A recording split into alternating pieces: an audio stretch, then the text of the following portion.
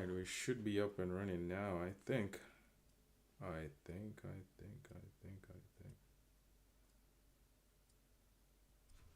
Right? Alright, we should be up and running now. Oh, my mic is working.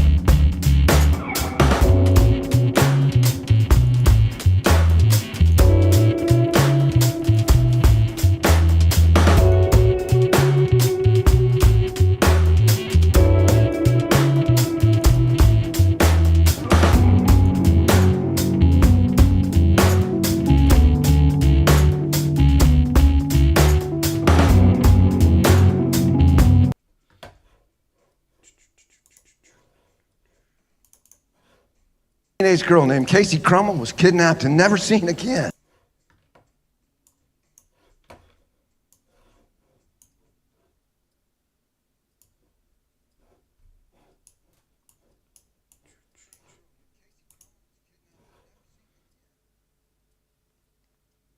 Okay. Let me just fix this real quick.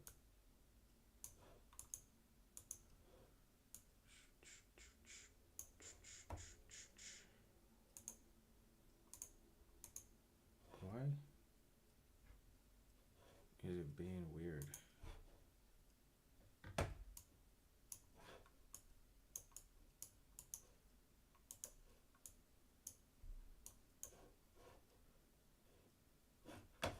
It was working perfectly earlier.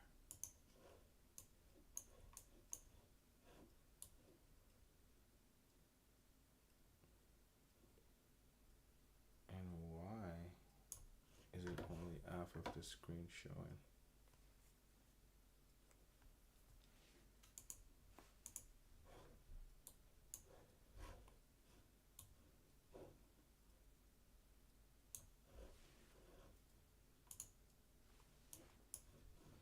Alright, just give me a second. Let me fix this.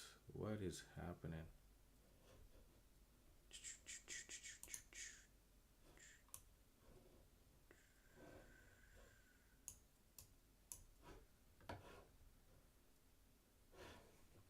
Teenage girl named Casey Crummell was kidnapped.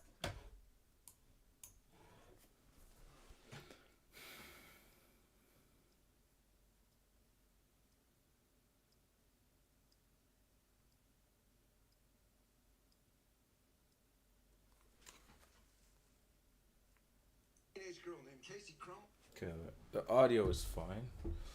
Guys, bear with me. It's my first time going live. Okay. But I don't understand. Programs scream. I don't understand why my background is so like.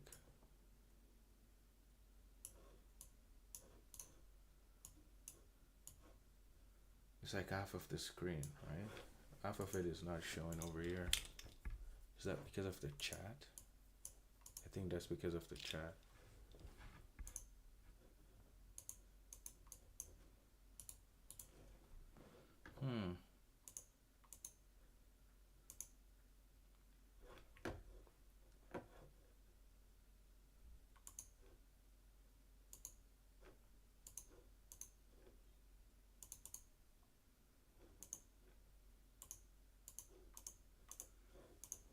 Not too sure what's happening with the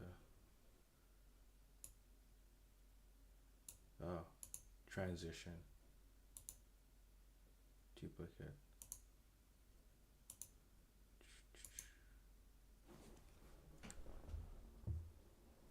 Okay, I see why now.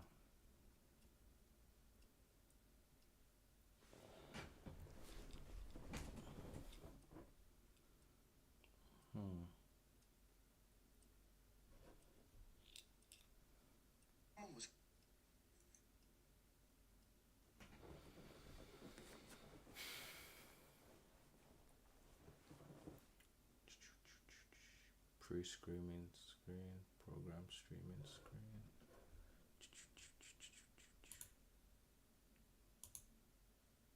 Okay, here we go.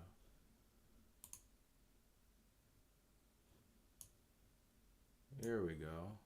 Lock that. Aha! We found it. What the? And you want to scale this. Okay, so that's the only way to scale it.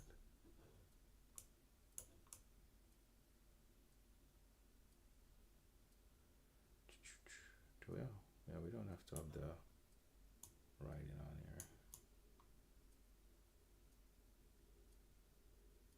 Haha! Perfect. I think that's good. Okay, now it's locked. Skip, log, and rock and roll. Okay. Something else we need to do.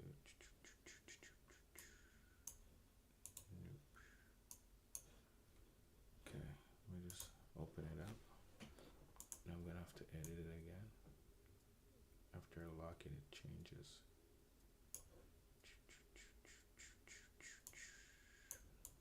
Bear with me here, bear with me, bear with me.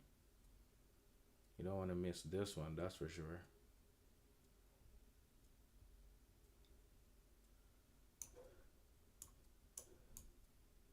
Okay, that's the end of it right there. I guess we can have these shown here. Okay. All right.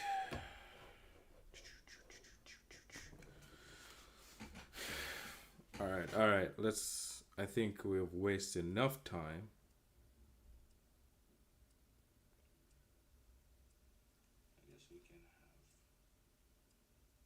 Okay. I think we have wasted enough time. And you know what? That's my fault because I got home and I decided to take a nap because I wanted to be fresh and ready for the stream. And I had 2 videos to edit. I had 2 videos to edit. I edited it after I woke up, but I ended up have to edit 3 instead of 2. I thought I had 3 to edit because early this morning I edited 1 before I went to work. And I'm like, okay, I got 2 left. Can do that when I get home from work. And it ended up being 3, and there we go. So it took me longer to edit the 2, which turned out to be 3. But I wanted to be refreshed and ready for this stream because this one is gonna be a banger. This one's gonna be a banger, I'm telling you, man. You don't want to miss this one, right? So, for all the people's watching right now and will be watching, hopefully I don't get copyright for this stuff because it is a Netflix show, and I did edit it down to a second a clip, but I'm gonna be reacting to like 15 clips. So hopefully I don't get copyright for this or strike for this one, right? So for further ado, man. So this show is called Hunting Wives, right? The Hunting Wives. And first I saw a reel of it. I'm like, yo, this show looks crazy, right? I'm like, this show looks crazy. The show is just crazy, right? Let me just make sure that the audio is going on. So this show is called Hunting Wives. Okay, it's going well. The audio is good. Just checking because my first time going live, right?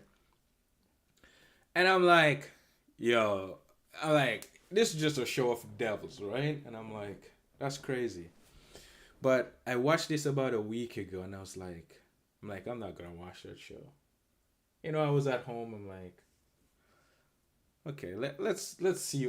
Let's not judge it, right? Let's not judge the show just off of a clip. And the trailer was pretty insane. I'm like, it is a show with devils in it, actually. because I saw the clip and I'm like, I don't think I would watch that. But I was at home, like, let's see what it's all about. I watched it last week and I'm like, there's no way. There's no way. I don't know if that was the intent of the movie. I have no idea if that was the intent of the show. But it displayed human nature at a profound, down to the T of how evil human nature is. And I'm like, that's crazy. And I'm like, okay, let's clip it up and do a live reaction to it. So here we are today. And let's see what we can get out of it, right? This is mostly for your guy. I wanted to do this for you guys because I think this showing human nature in 4K, that's what we're live on. 4K, man. I think showing you live and pointing out the things that are happening for you to see will be a great awakening for you. And listen, I can't awaken you. I can't even do it for myself, right? I can't even do it for myself. But I can point the way, and if you're open to opening up to the teacher, which is Christ,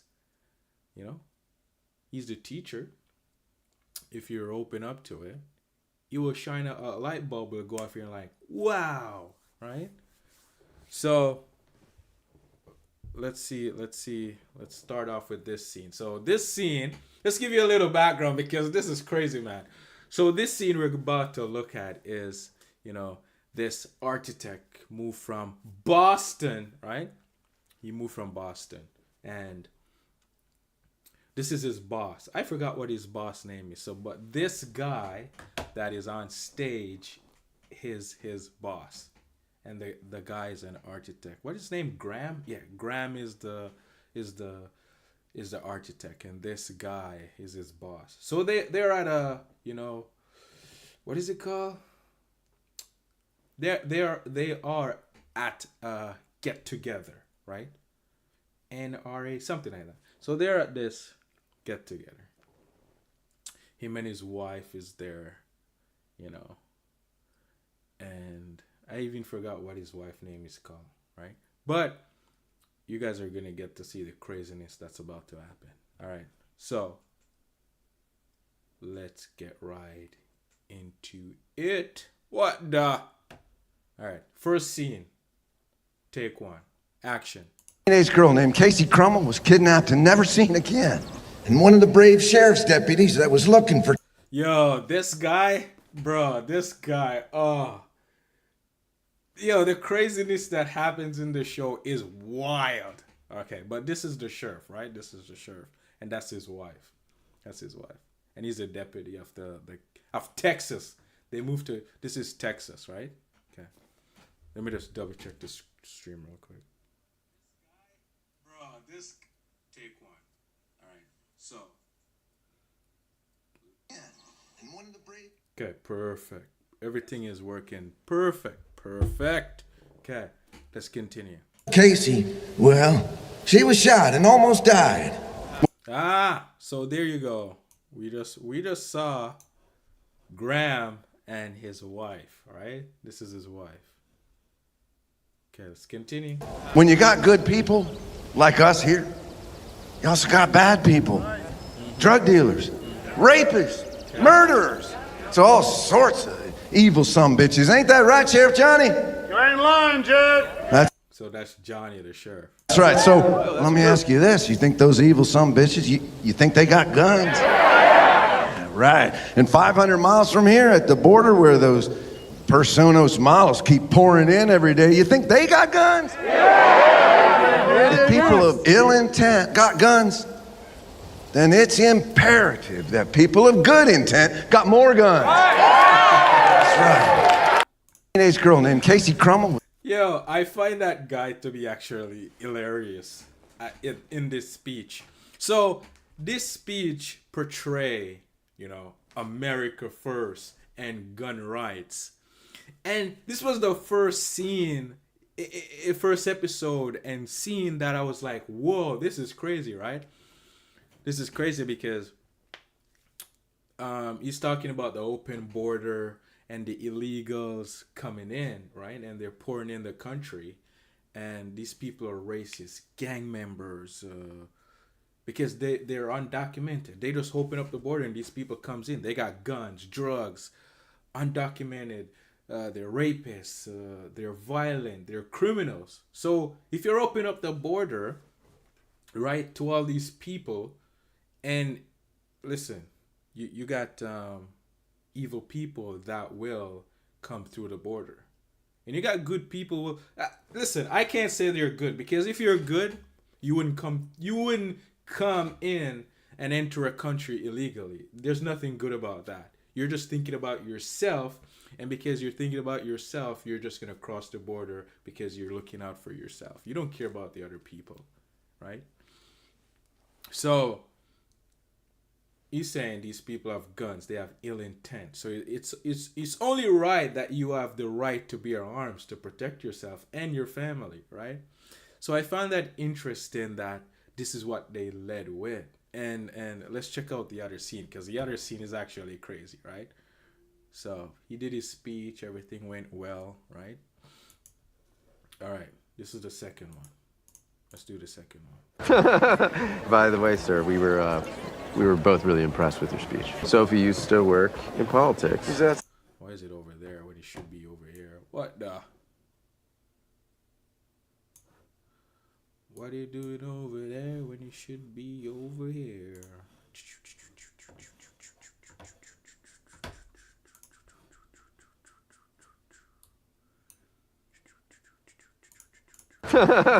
By the way, sir, we were both really impressed with. Okay.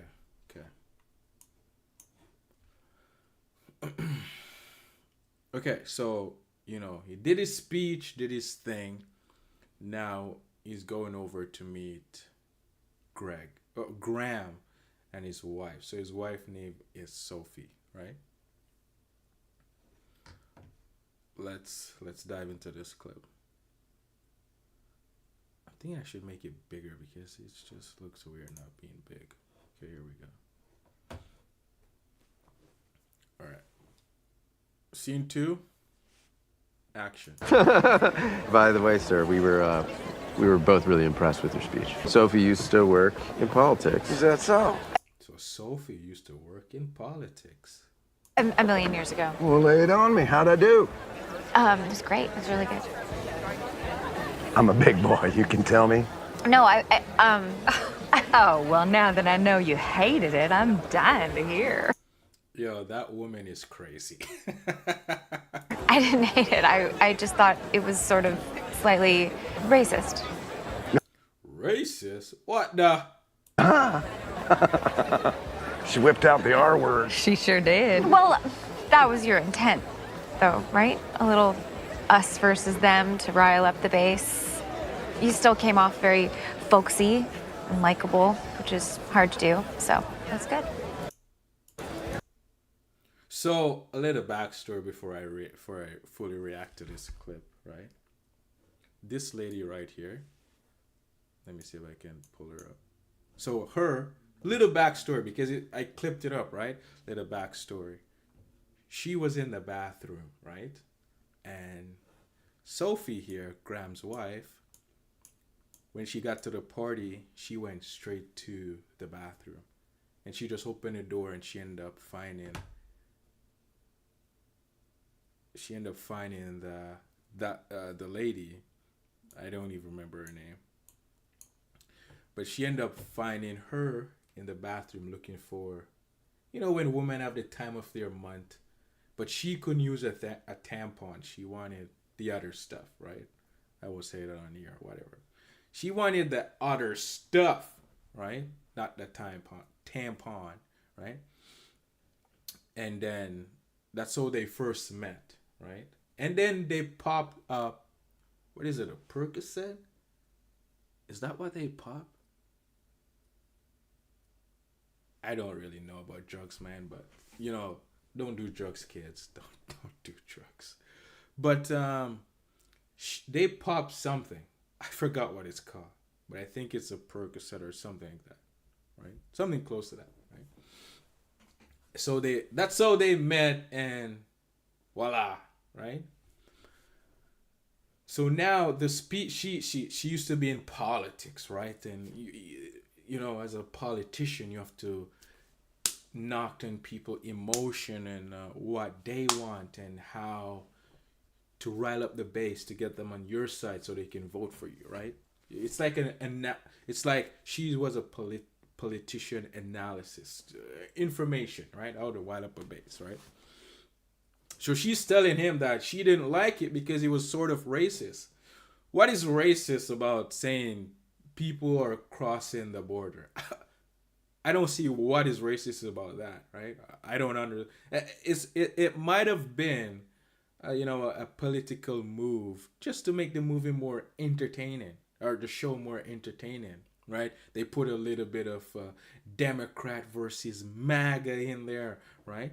And from what I saw on the internet, this lady, they say she's you know, similar to Trump's wife, Melania Trump, and I'm like, that's crazy. That's crazy. But the comparison that they're making is that, you know, bro, I don't even want to give you the backstory yet, but we'll wait. She now end up meeting like a rich guy that builds house and have hotels and all this land and you know, and all this money, which Trump, you know, he builds houses, he builds businesses, right? You do all of that stuff, right? Let me just check this real quick just to make sure everything's going well, right? He does all of that, right? He does all of that. And now she's married to this rich guy that wants to be in politics. Because I think I didn't clip that in there, but this guy wants to run for politics, right? Wants to run for governor. So, you know, whatever. But the point was, what was wrong about what he said that was racist? There was nothing said that was racist. Illegals are crossing the border. The border is wide open for crackheads, drug lords, criminal, rapists, all of those things to come through the border. Is it not right? And they may have ill intent, because if you were right and doing the right thing, you wouldn't cross the border illegally. I'm just saying, right? So you don't know who's coming in the country. So is it not right that you get to bear arms to protect yourself? Just saying. All right. That was my little crash out on that little segment there, right? So now we're going to go to scene 3. Scene 3, right? Let's pull this one up. Should I give you the backstory? So, Let's play this clip first.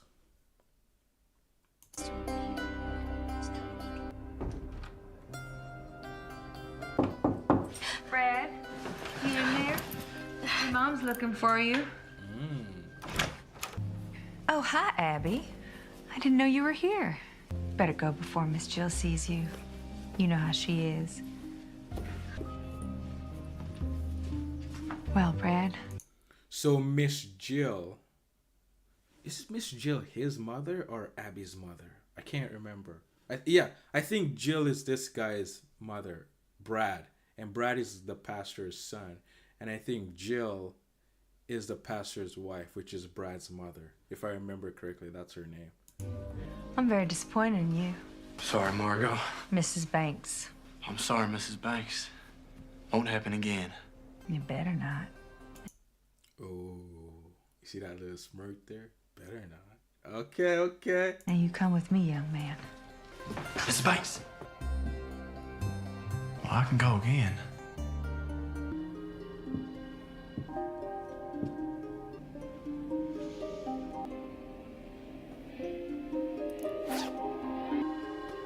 Chop. You got practice. You know what? I just realized that I should have been recording my video. I should have been recording it, but whatever. So I can edit it later and put some clips on. But whatever, right? So Mrs. Banks, they were at the party and Jill showed up and Jill was like, "Where's Brad?" And this lady, which is Mrs. Banks, right? They're all friends. She's friends with Jill, right? You're gonna meet the other girls later, but she's friends with Jill, right?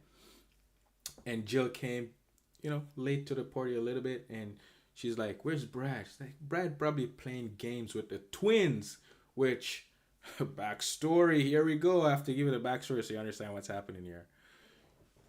I don't want to spoil anything, but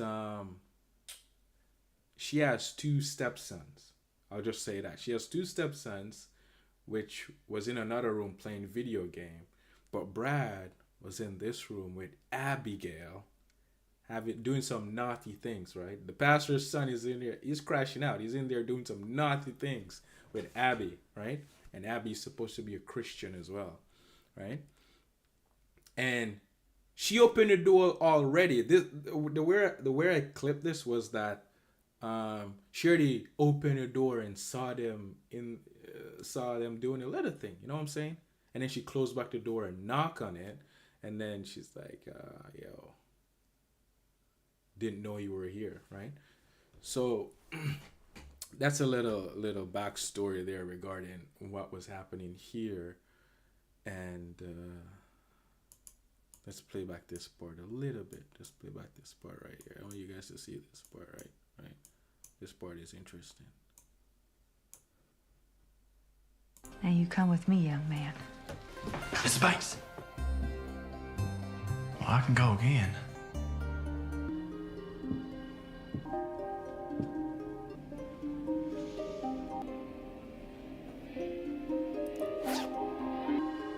Chop, chop. You got practice.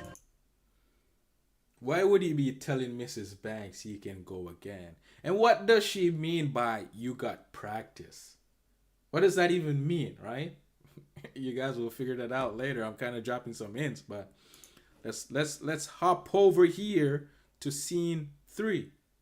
Oh, what did I open? My mic is kind of in the way. Can't see. Maybe I'll bring my keyboard over here so I can see a little bit better. Okay. All right. So scene 4. Actually, we're at scene 4. What the? Okay. So here, Brad came to pick up Abigail. So let's dive into this one.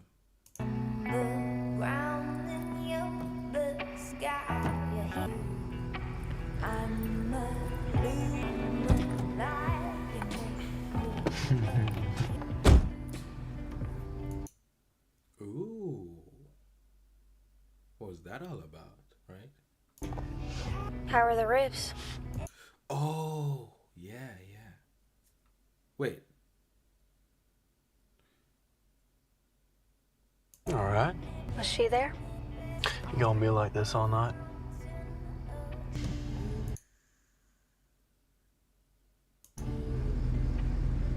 I'm sorry, Brad. So let's dive into the human nature part, because this is crazy, right? Wait, let me just finish the clip. Hey, I was thinking you were right. We already did it once, so no reason not to do it again. Are you serious? Yeah. Naughty girl Abigail. Take my purity ring. Abby Jackson, I love you. But he called that love. That's crazy.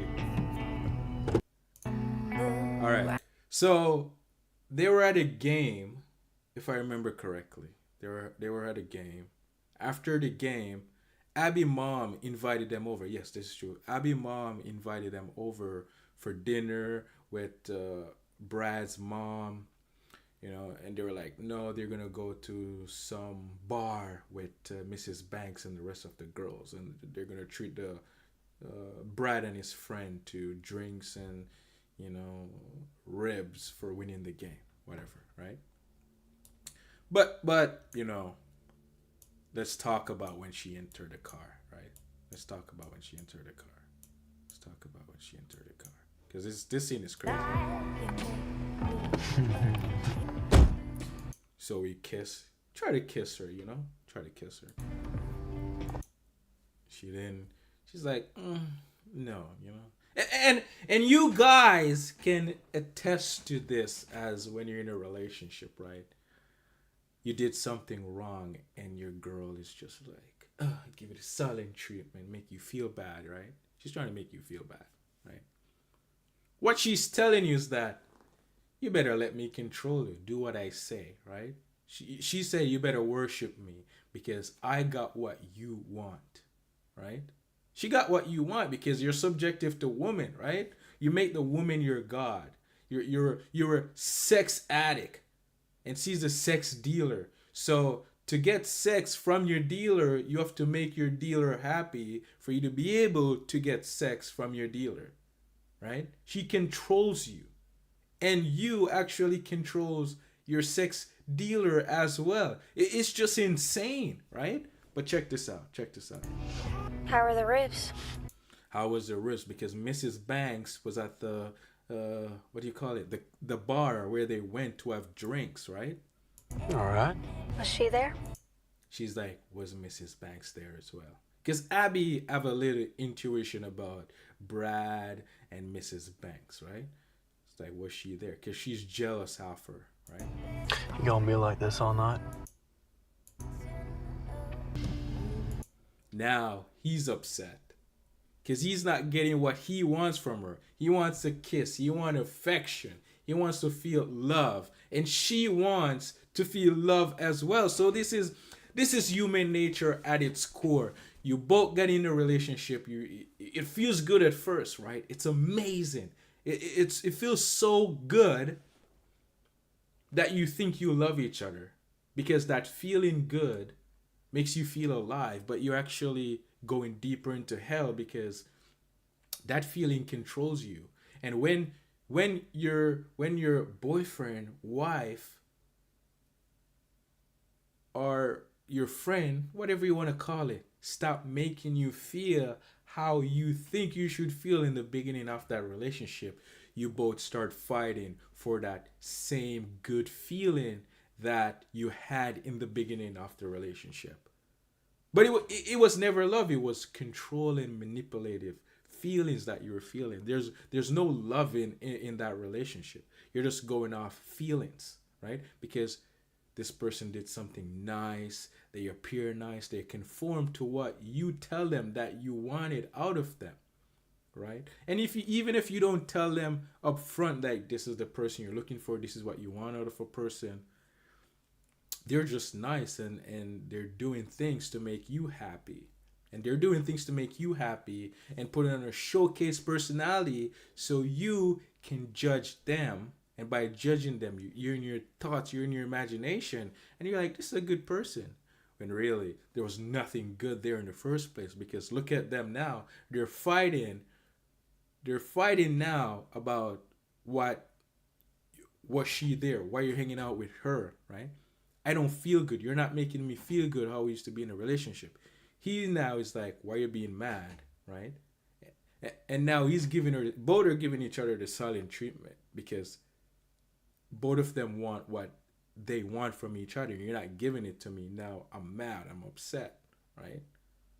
That's the deception.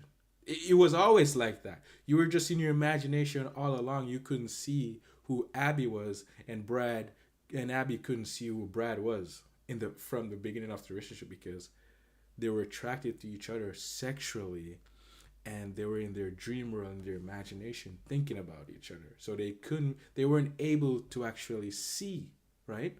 But watch this part. Watch this. I'm sorry. She is sorry. Now Brad is upset. Abby's like, okay, I can't make Brad upset. She judged herself. And when a male makes a woman feel good or feel bad, she's gonna judge herself. And by judging herself, she feels bad. Now she wants to make you happy. Now she wants to please you. She has now made Brad her God because she wants to feel good. And to feel good, she has to make Brad feel good so Brad can make her feel good. See what I'm saying here? Which is crazy. Which is crazy, right? Sorry, Brad. Brad is pulling away. Abby is upset now. She has resentment and guilt, and she's judging herself even more because now Brad is not happy. I need to make Brad happy. So she hates Brad, but she doesn't realize it. But now she needs to make Brad happy out of Brad controlling her emotionally, right? Faye, I was thinking you were right. Now she wants to control him even more. Watch this. We already did it once, so no reason not to do it again. Amazing. Are you serious? No, Brad is happy. Oh Lord, let's pop the champagne. Brad is happy. Brad has no love for Abby. Not one bit of iota of love for her. Because he's only with her for the feel-good thrills. He's only with her to make himself feel good. And Abby's only with Brad to make herself feels good. What are we doing here? Right? And when one person is not making the other person happy or doing what the other person wants, you're mad. You get mad and you blame the other person for making you mad. When really the other person didn't do anything because the evil and the anger is inside of you. And you're blaming the other person that saying that they make you mad. That's crazy, right? Just because you want control over them, right? Take my purity ring. Abby Jackson, I love you. Where's the love in that? Where's the love? There's no love there.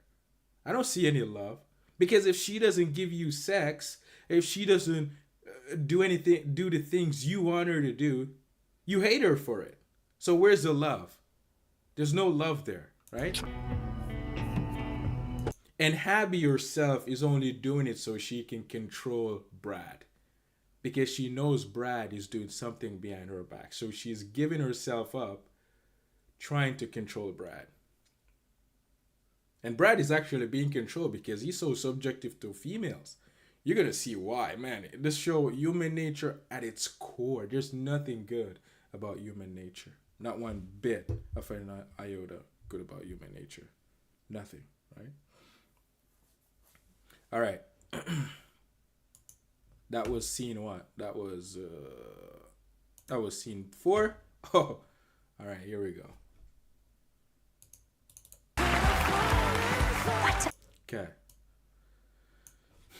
Let's play this before I even talk. What are we doing here? This is crazy. When the boss invites you to come to church, you go to church. So this is Brad's father, right? Wow, y'all are singing praise to him. How about Holy Horizon worship? Can we get a big hand for them? So here we go, you know. They're wonderful. My wife. You all know my lovely wife, Jill.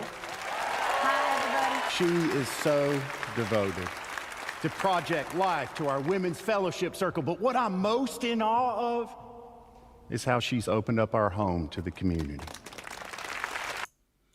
This is crazy. This is crazy. All right, so, you know, they got invited to church. I don't think there's much to say about this clip, but I want to jump to another part. Here we go.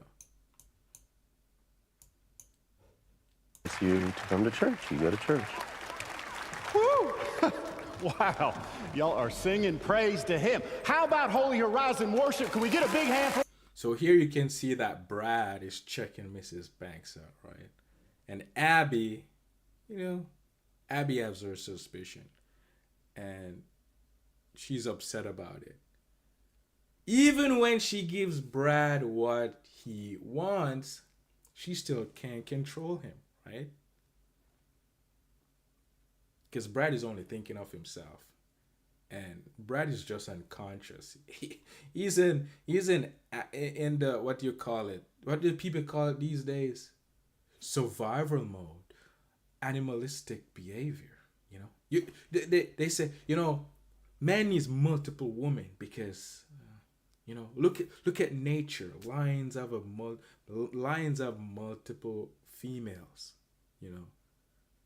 This is the example they will use and say women can have only one child a year, you know, men can spread their seed around, da da da da, right? You know, that's the excuse that they made to go around sleeping with a bunch of women and justify doing it, right?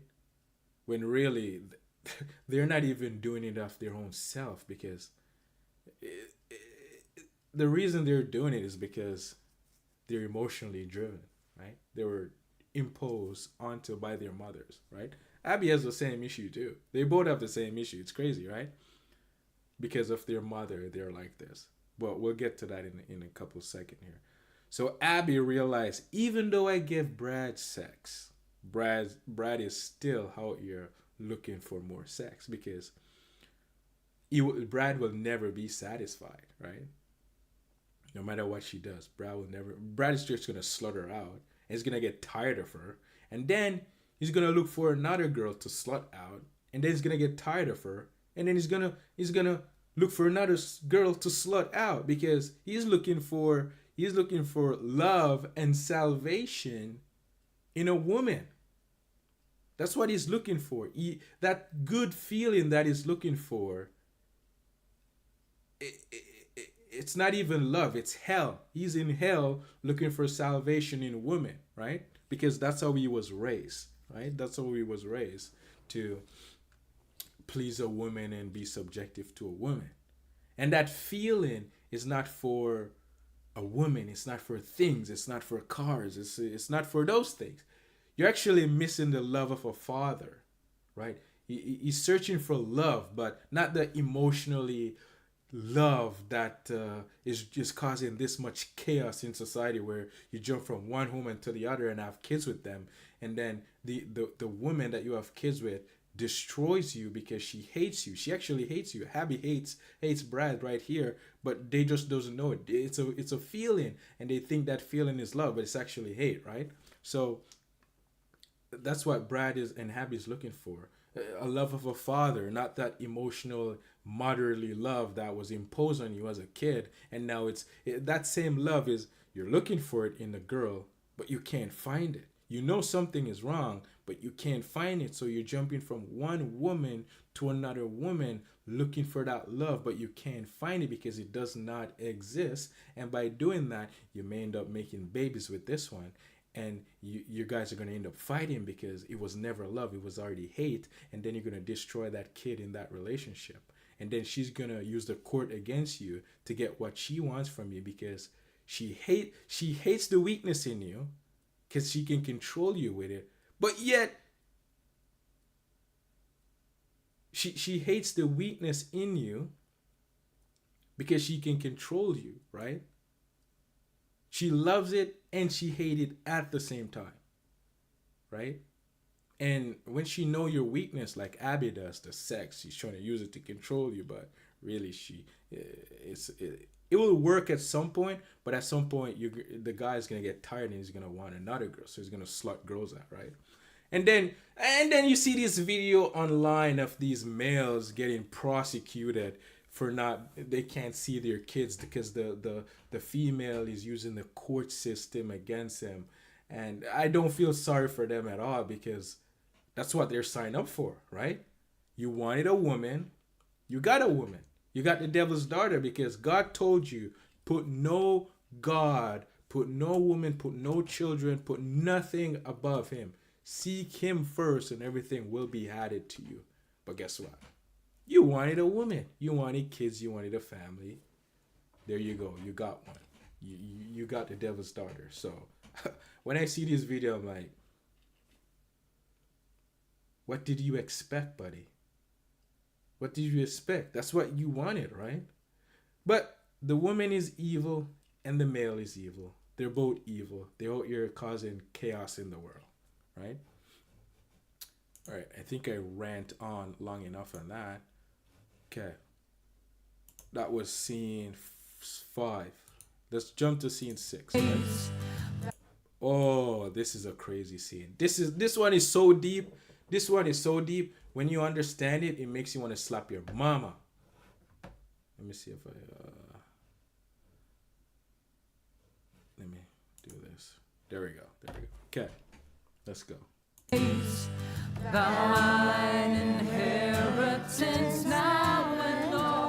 he's been working out. Ew, Nina, he's the pastor. Brad, stop. Hey, boys. Brad. T-minus, trace some minus till our mission trip to Mexico. Now, tell me you aren't playing sack tap in my sanctuary. Oh, sorry, Pastor Pete. Yeah, about that. I have this basketball clinic at Baylor. I don't think I can come on the trip. Wait, what? What? I thought the clinic was after. It's right after. My mom said she didn't want me to cut it so close. I bet she did. I got the keys to my dad's new boat for us. See you tonight? Sir? Hey, Nina, why don't you take Tinsley and help the boys find the cleaning supplies? Hey, I wasn't always this pious guy. I used to struggle with temptation. It's real, and it can be challenging, but God can help you. Yo, you know what that pastor remind me of, because I watched the full show. The first season I finished it. This pastor remind me of the pastors in the world, right? Showcase personality. They pretend like they're this good person, right? They're saved, they're sanctified. Jesus is my Lord and Savior. I've declared it, right? I'm saved. And then they're doing some nasty stuff in the scene, man. It's crazy to see, right? But they can't help themselves, right? Because the same thing that Abby and Brad struggle with, this pastor struggled with it too, right? So I remember when I was going to church, right? Even though I went to church, got baptized and whatever. And the church, they did some stuff where I had to question. I'm like, something is not right. You know, they will have these events and special occasion, and they will have women pastors, and they will have these young girls like close to like 18, 19 doing acting on stage and doing dancing, and they'll be just in leggings and showing off their body, and the females in church will be dressing like sluts, and I'm like, something is just not right here, you know. And even though I was baptized and I proclaimed Jesus was Lord and Savior, and I'm saved and sanctified, I couldn't help myself because I was still going to the bar after church, you know. Maybe not the Sunday, but the Saturday I'll be in the club drinking, you know. Maybe I wasn't like trying to pick up girls or having sex, but like, you know, there was things that was still happening in my life. I'm like, something is wrong. I've said I've Jesus is my Lord and Savior, and I'm saved and sanctified and holy, running for my life, and I'm like, but I'm still doing the things I don't want to do, right? And the preacher, they will tell you, oh, you're a sinner, you need to repent and you will fall short, and all of these things. And I'm like, something just ain't right, man. Something just ain't right about this church, right? So it remind me of these pastors and how everyone in the world is behaving. Because I was there once in my life, right? And those things you're doing, you can't even do them off yourself. You can't even help yourself. But you think declaring Jesus and Lord and God your Savior, you think that will save you. No. The church is just another, and I'm not knocking the church, but the church is another foothold onto people, because God and Jesus is not in church. They're just not in these religion, and they're not in church. Because they get up every day and they preach, but yet they still are ruled by their wives. You still put your wife above God. You're in church talking about, oh yes, males, you know, make sure you make your wife happy and da da da da. I'm like, what? Bitch, please, you better sit down and shut up. Woman preaching, I'm like, there's something wrong, man. What the? And then in church, they're like trying to what do you call it? They're trying to accommodate pregnant women having kids out of wedlock. I'm like, there's nothing wrong with helping, but helping in the wrong way is just perpetuating the problem. You're giving out condoms and you're like giving money to them and helping them. How is that going to solve the problem? You're just incentivizing them to go do it even more. So these churches and these religion, God has nothing. Jesus has nothing to do with their religion. Jesus and God is not in it. Not one bit. It's all created by man, another doctrine to separate you from God. That's exactly what it is. Because you're only creating another identity and you're identifying with it and saying, Jesus is my Lord and Savior. But you don't know God. You don't even know Jesus. So how are you going to be saved? You believe in him, but believe in him doesn't mean you know him.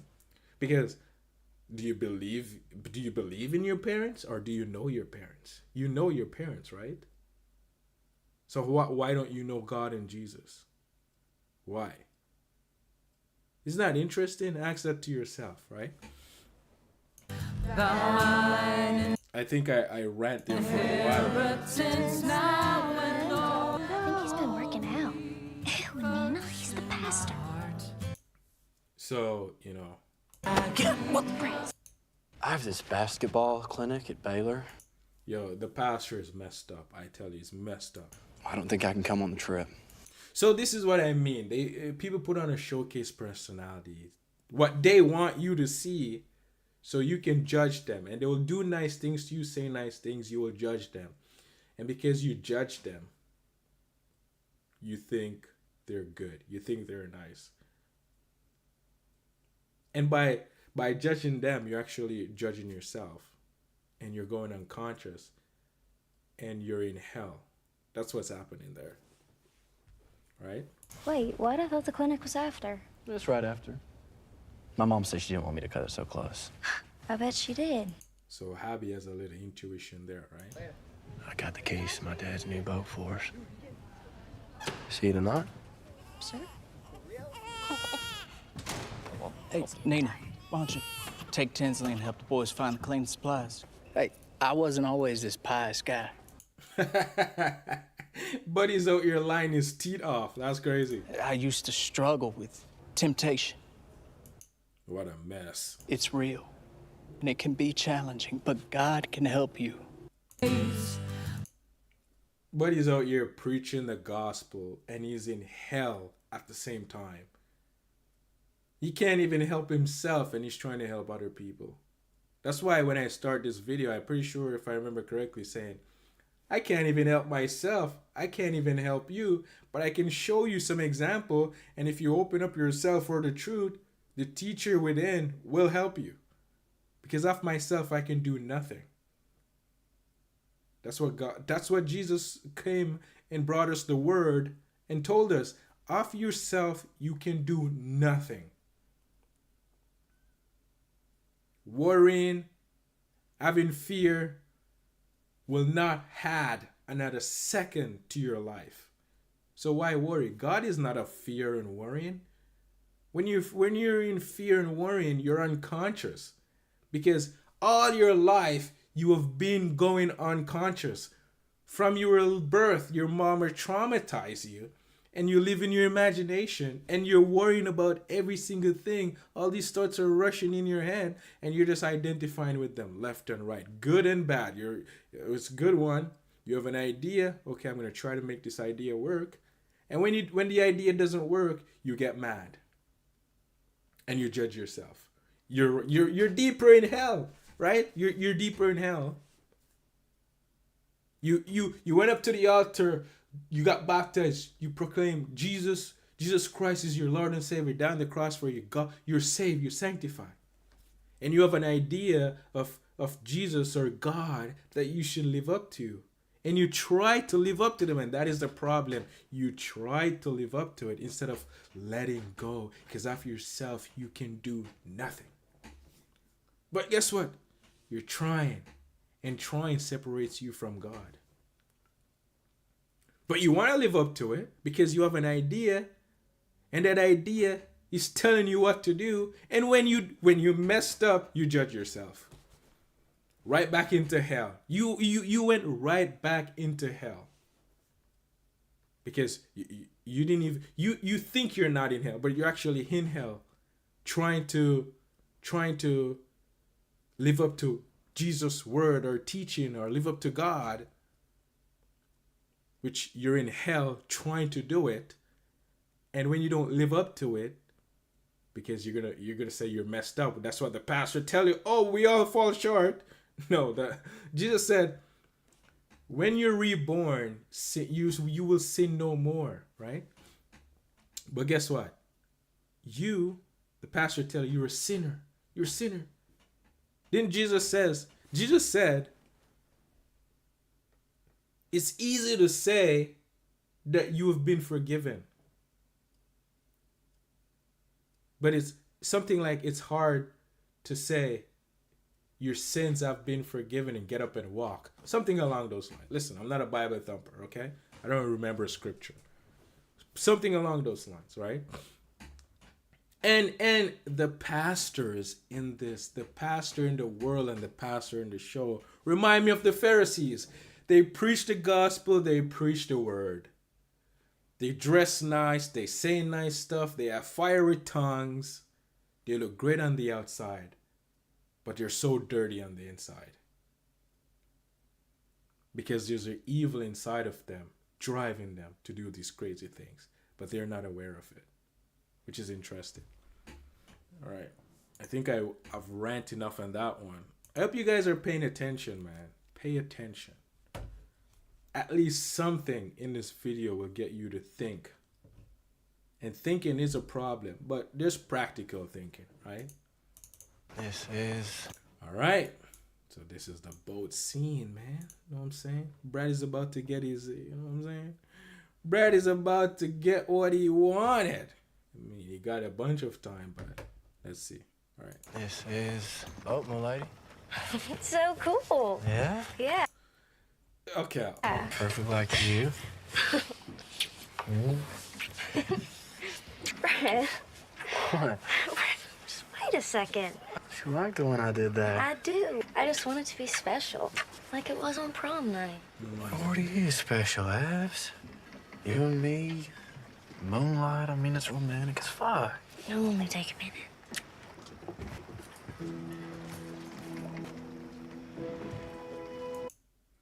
So let's stop it there. This is the problem with males, right? So the problem with males.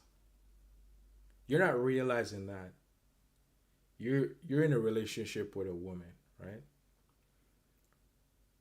She demands that you take her out on these nice dates. Who are you serving? Are you serving God or are you serving a woman? Most likely it's the woman, right? Because you put her above God, right? You need to accommodate her feelings, right? You need to make her feel good. So when you first meet her, you yourself, the males, you're putting on a showcase personality. You're giving her a front, right? You're giving her a front because you're not even aware that you're doing this, right? You're not even aware that you're doing this. But you put it on her front, she's putting on her front. You want to take her to these movies. You want to take her to restaurants. You want to fly her out. You want to go on vacation because you want to make her feel good. Because you make her feel good, you can get what you want from her. Because she's going to judge you and say, oh, this guy has money. This guy is nice. He's what's the word? Charismatic. I forgot the word. I can't even pronounce the word. You're funny. You're charming. You know. You're making her feel good. In her mind, she's already unconscious, but she's even more unconscious now. Because she's judging you. She's like, this guy's nice. He's doing me all of these things, right? And she's smiling. She's beautiful. She's dressed up for you. She put on makeup. She put on makeup. She's laughing. She's smiling. You're making her feel good. So you judge her, right? She's nice, perfect. She put on makeup, dress up nice for you, showing you another false personality, showcase personality, and you judge her. You know, you talk to her, she's listening to you. You may tell her what you're looking for in a woman. You know, you get to know her a little bit more, you know. You're like, oh, she's listening to me. She's nice. She's doing what I say. Oh, she's cooking for me. She's doing all of these things for me, you know. Perfect.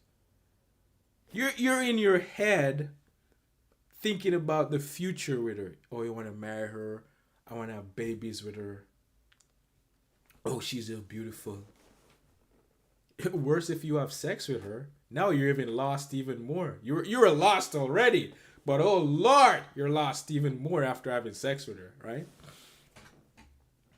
Because a woman that dressed up nice and have sex with you on the first date or a couple months, that's not a woman of God. That's for sure. That's a Jezebel. That's a slut, right?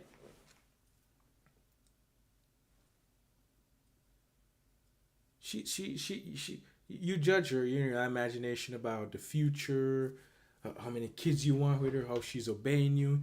You marry her. Just like how we see Brad here bringing her to the boat for the experience to make her feel good because she wants to feel good. She wants you to worship her, right? And Brad has to worship her to make her feel good, to be able to get sex from her. That's why you hear most males saying, happy wife, happy life, which is BS. That's bogus speech. Because they can't stand up to a woman. They have no love for these women because they want sex from them. And because the women use sex to control them, right? So now Abby is trying to make Abby want Brad to worship her, right? She's trying to control Brad. Again, right? She's trying to control Brad with sex. Because Brad is a sex addict. And she's trying to control him, take him away from Mrs. Banks. That all women are the same. It's pretty insane to know that all women are. We think we're different from males are different from other males, or female are different from another female, or female are different from males, or males are different from female. No, you're not. You're all being controlled by the same thing. Evil, right? You're all being controlled by evil. And then you marry her. You marry her, and when you stop taking her out on the boats, on the plane ride, the nice dinners, she's going to say, it's not how it used to be. It's not how it used to be, Brad, or whoever watching this video that's a guy or a girl. It's not the same anymore. You change, you're different.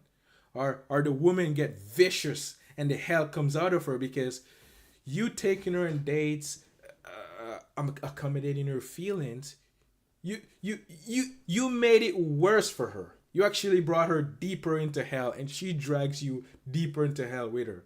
And when you stop accommodating the devil because you can't please the devil, all hell break loose, and you, the guy's gonna be like, whoa, who are you? Well, she's always been that way. You were just caught up in your imagination and this dream world, and you couldn't see the signs telling you that this girl is crazy.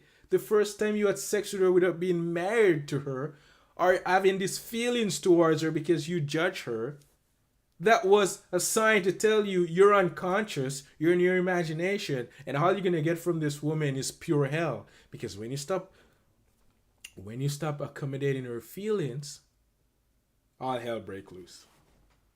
And you're going to sit around and say, you're not the person that I met. Well, she was the person that you met from the beginning. You were just so lost in your unconsciousness thinking about future that doesn't exist. And God, and Jesus told you, what did Jesus said? Listen, pay close attention to my word. Stay present with me.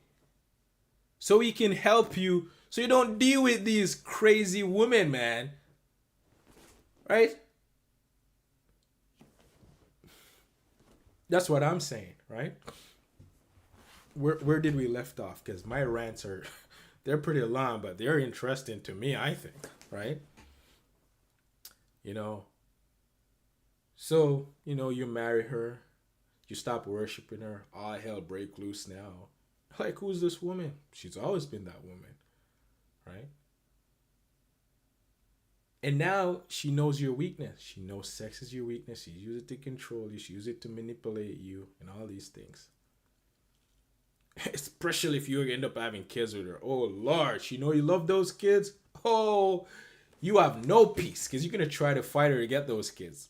And the more you fight, you're giving her fuel because she knows she has control over you. You're making her feel better. And you're making her feel that she has control over, she sees that she has control over you, and you're giving her more fuel to destroy you. She's destroying herself by destroying you, and you're destroying yourself by trying to get the kids, and you're destroying yourself, trying to destroy her because you want the kids. Both evil fighting for control over kids, bro. When the male did it wrong in the first place, so you will have to suffer and die. You will have to. You will have to. There's no other way about it. There's no other way, right?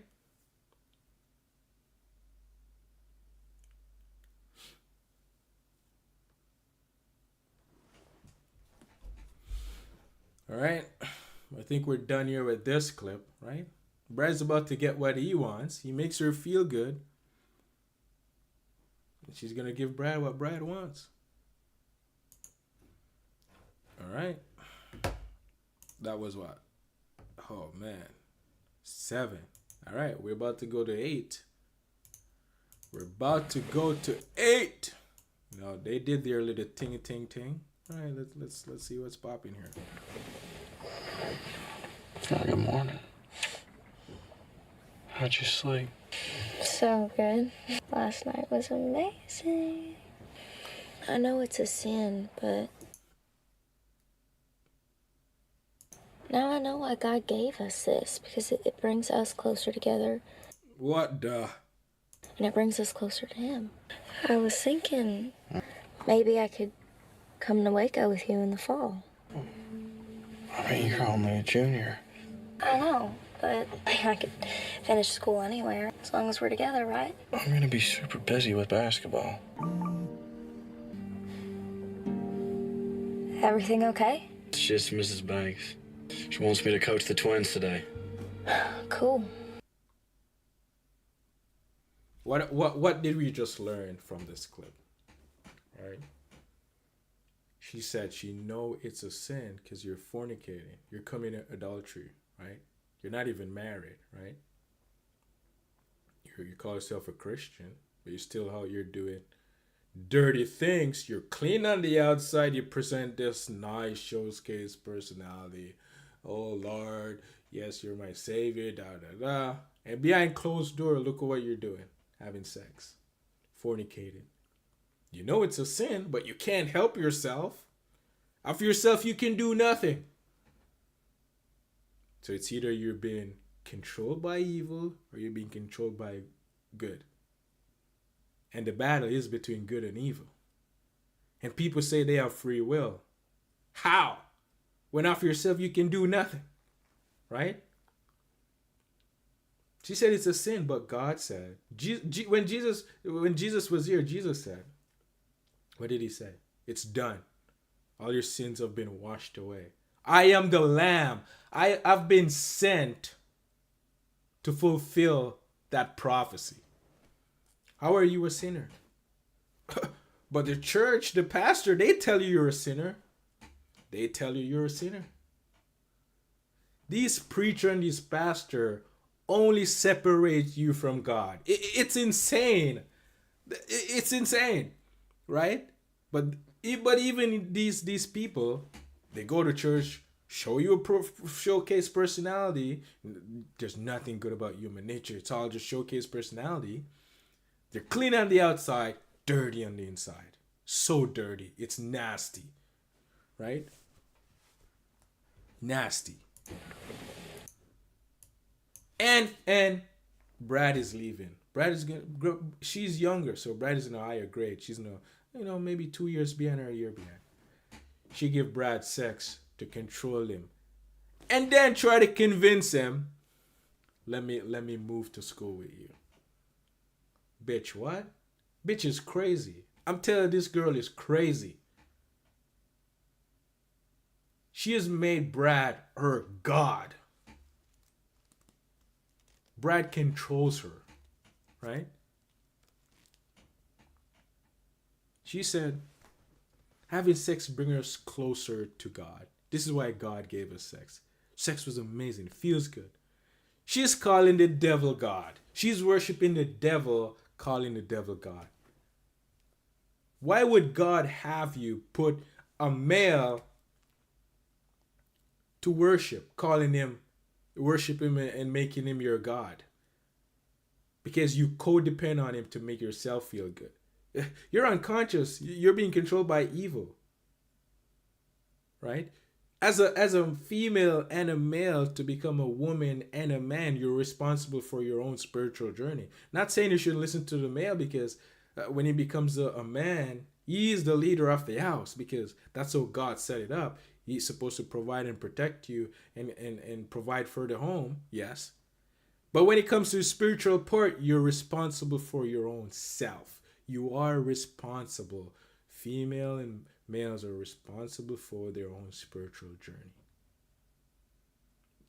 The man can be the light in the relationship, but he can't do anything else. Do you follow him? Right? That's why God said, God, Christ, Christ in man, man over woman, woman over children. Did I say that right? God, Christ, Christ in man, man over woman, woman over children. That's it. That's it. Nothing else will work. You can't make the man your God. He can be the example for you to be able to find Christ, right? But God said you put your husband, you put your wife, you put your children, you put your uncle, da. You're not worthy of him. You're not worthy of him. He said he came and he brought a sword.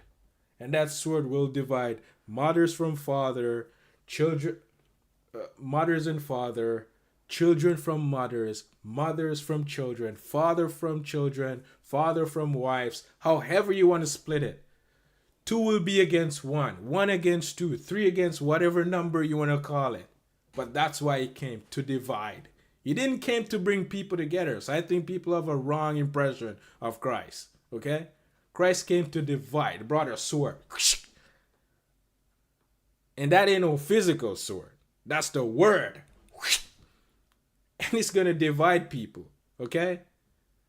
And when you find the truth, oh Lord, let me tell you about it. People are going to hate you. They're going to want to control you. They're going to want to the evil in them is just, it's on double work, man. It's working like, it's like that boat that Trump talked about. I've never seen a fishing boat with 8 engines. They're going to work overtime to get the evil inside of you to come out. It's crazy. Because I remember when I first saw this, man, I was first, waking up to this. I'm like, the evil in people. Now I'm like, I see it. I'm like, I just laugh it off. I'm like, it doesn't even faze me. But at first, you see it and you're like, whoa. You take a step back and you're like, that's crazy, right? But now it's like, whatever. That evil can't faze you no more because you are aware, you're present. The evil in them will attack you. And by attacking you, there's no you, but for communication purposes, that evil attacks you, right? And by attacking you, you feel some type of way about it. And you feel the need to defend yourself. But when you're aware and you see that the evil in them is trying to attack the evil in you, you will see that there is something in you that wants to react and defend. And you're like, whoa, that's not me. Who's that? Get behind me, Satan. You know, something just came to mind and I forgot now, which was very important, right? They will attack you, and when you see it, you're like, wow, get behind me, Satan. You know? Because you realize that something is trying to control you and get you to react, to defend you, to, oh, respect me. I remember, that's why Jesus says, when they slap you on the right cheek, turn the left cheek. I was like, that's so mind-blowing, because they slap you on the right cheek. Just let it go. Turn the right cheek too, right? And I'm like, that's amazing. Because it's so amazing that you get to realize that there's no you to defend, right? It's crazy, right? All right. I think I rant too long in that one, but it's needed, man. It's so needed because Brad, honey, another piece of. It's needed. Okay. So, oh man, this one is deep. This one is so deep. It's so deep. You have to double slap your mama in each cheek to understand this one when you figure it out. It's so deep, it's crazy. Brad, honey, another piece of chicken. I'm good. Oh, Dr. Mike said 180 grams of protein a day. I'm so proud of how much money y'all raised at the car wash. Mama is too proud. I also heard Mrs. Wayne's daughter, Sarah, said you looked cute. Huh, cool. You know, Sarah is a great girl. You know, maybe you should ask her If you out want the boy sometime. to eat his chicken, then let him eat his chicken. Shut up. Shut up, man. You talk too much. What the? Thanks for dinner. I'm staying the night at Jamie's. Bye, Mom. That's crazy. That's crazy. That is crazy. I'm just saying, man. That's crazy. Bye, Dad. Bye, son.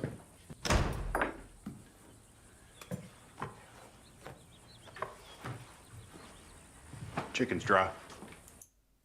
Bro, when I first saw this clip, I was like, whoa, this is so deep. This is so deep. Mama should definitely get a slap for this one. That's crazy. All right, let's break this down because this one is a head scratcher. It's going to be a head scratcher for you, that's for sure. Brad, honey, another piece of chicken. So here we have Mama, you know. Brad, chicken, right? Chicken, Brad. Brad, this is what the doctors say you need to do, Brad. Eat some chicken, Brad. You need this amount of protein, Brad. Okay, perfect. I'm good. He says he's good. You, who's watching this video, when you go out in the world, you might have a cousin, a sister, someone that have a little baby, right? Or a little kid, right?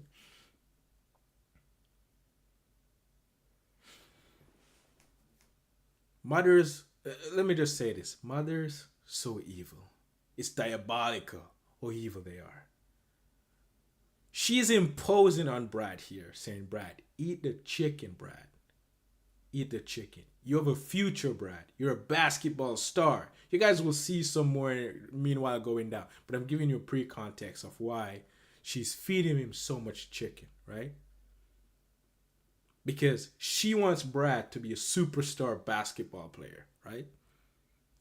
She's putting her will onto Brad. She's trying to live through Brad. She wants Brad to be the husband that she never had, even though she's married. Isn't that crazy? Isn't that crazy? Same thing mothers do to their children when the children pop out of the womb. Oh, I love you so much. Yes, love you. Give these kids body-to-body love. Body-to-body love.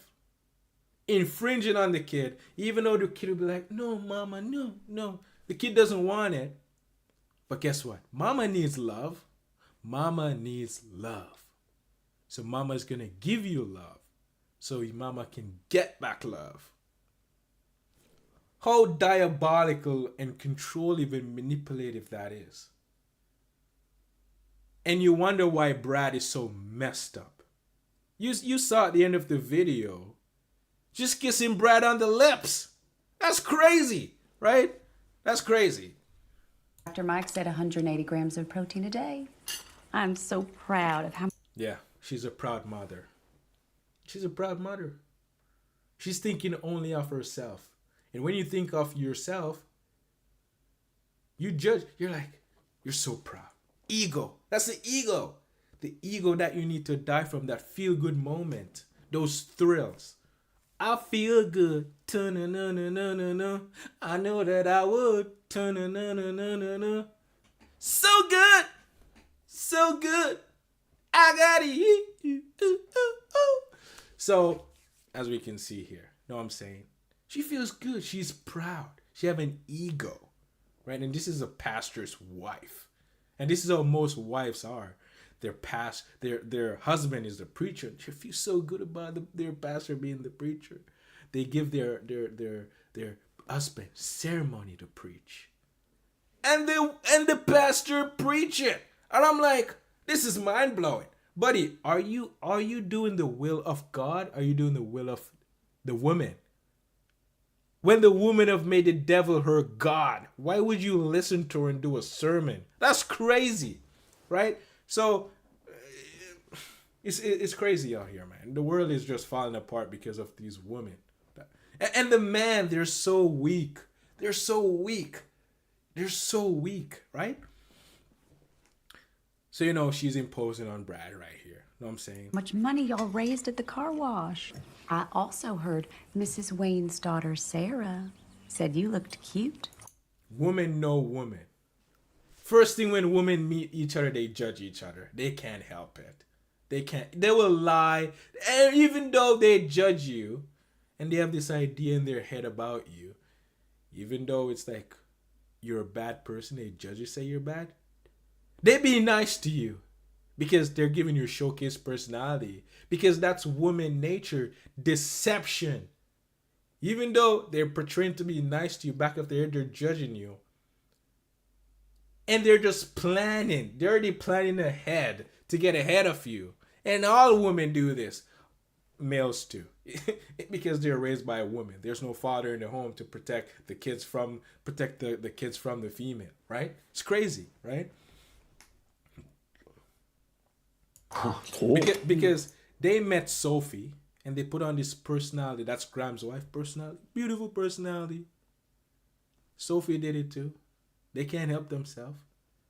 And they're all just evil. They're diabolical. This is what I'm saying. This show shows human nature so well. I didn't know if that was the intent, but it's done beautifully.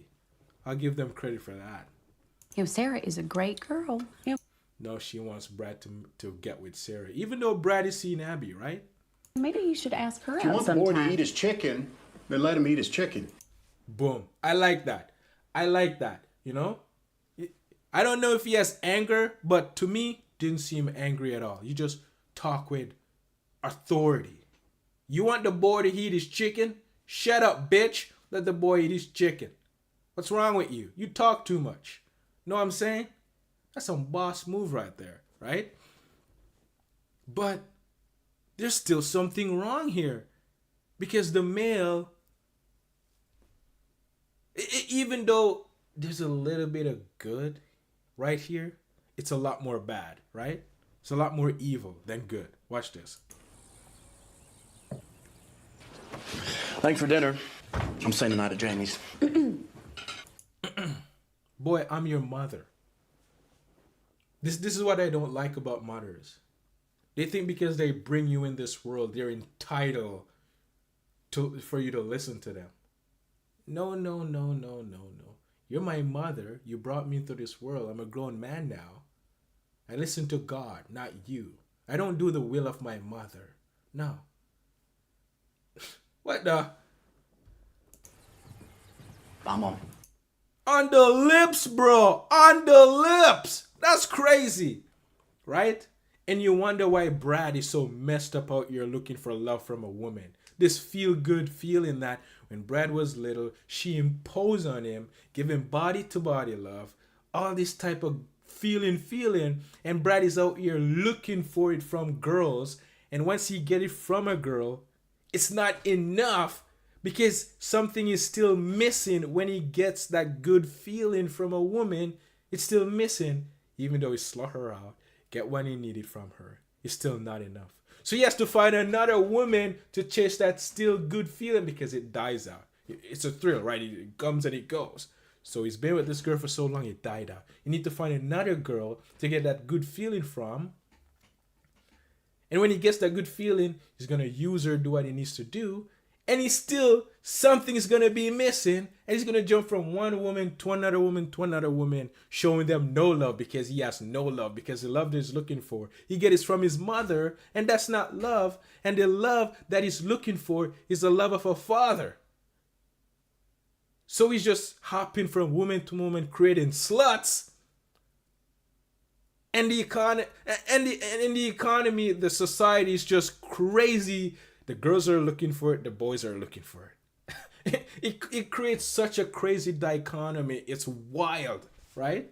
And he's out here kissing Brad on the lips. This is why I say the father did a good thing, saying, "Shut up, bitch, you talk too much, let the boy eat his chicken." But yet the dad is still allowing this craziness to happen right in front of him because she's making Brad into the husband that she never had. That's what all women do. That's why Brad is subjective to women and looking for love from a woman. He's a beta male. What the? That's crazy. Bye, Dad. Bye, son. That's just crazy. That's crazy.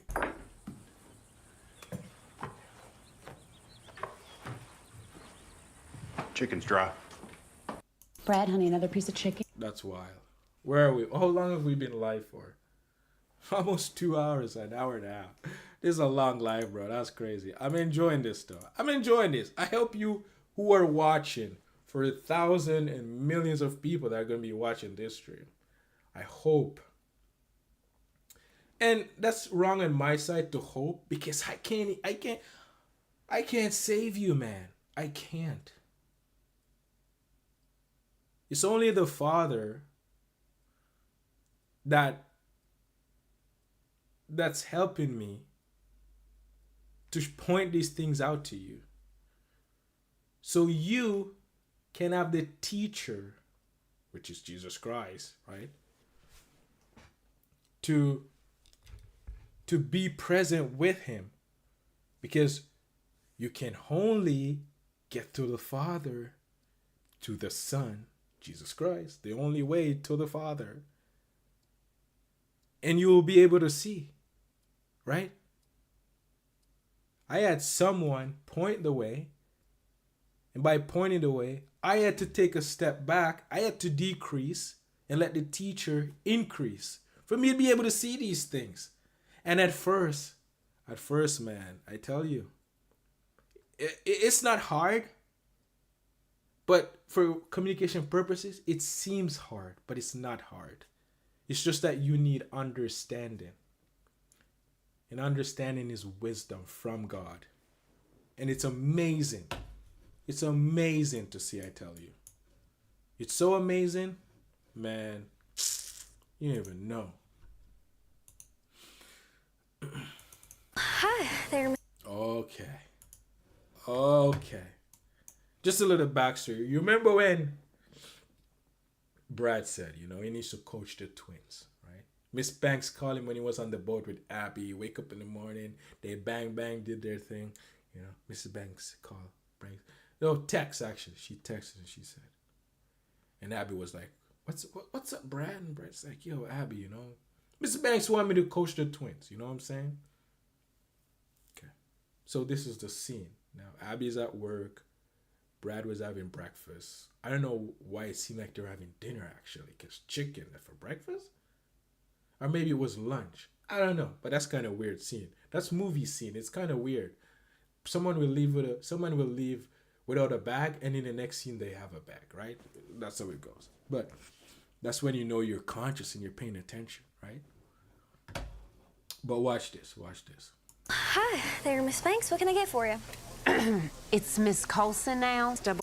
So back, okay, I need to. Whataburger and fries for play the the video boys. first. You Let's both play must the be pretty hungry after all that basketball, right? Huh? What? Huh? What? What are you talking about? Basketball?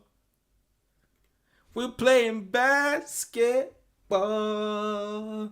Dun-dun-dun-dun-dun-dun. Honey, these boys haven't touched a basketball in their lives. 15. Oh, she pissed. She pissed. You know too. She pissed. I'm here to coach the twins. Brad is here to coach the twins, and he ain't the twins that she's thinking about. What I'm saying? Sometimes I can't help staring at you in church. Now, you see, that's what I'm worried about. No more of that. You know, I stayed in fucking Maplebrook this summer to be with you. Well, that's What a mess. so sweet. Is that what you think I am? Sweet little idiot fucking kid, huh? You know what I think? I think people are right about you. You are, bitch. Hey, now. I said shouldn't. Just miles away from wouldn't. I'm sorry. Brad is such a beta male. That's crazy. You're not a bitch. You got my head fucked up is all. It's okay. Hi there, Miss. That's crazy. That scene is so crazy. We have to break it down. Okay, let's touch this. Banks. What can I get for you? It's Miss Colson now. So right here, she was married to the now guy that the Mrs. Banks of now is married to, right? A little backstory. She was married to Jeff. I think Jeff is the guy that's, trying to run for governor, right? I think that's his name, right? She was married to him.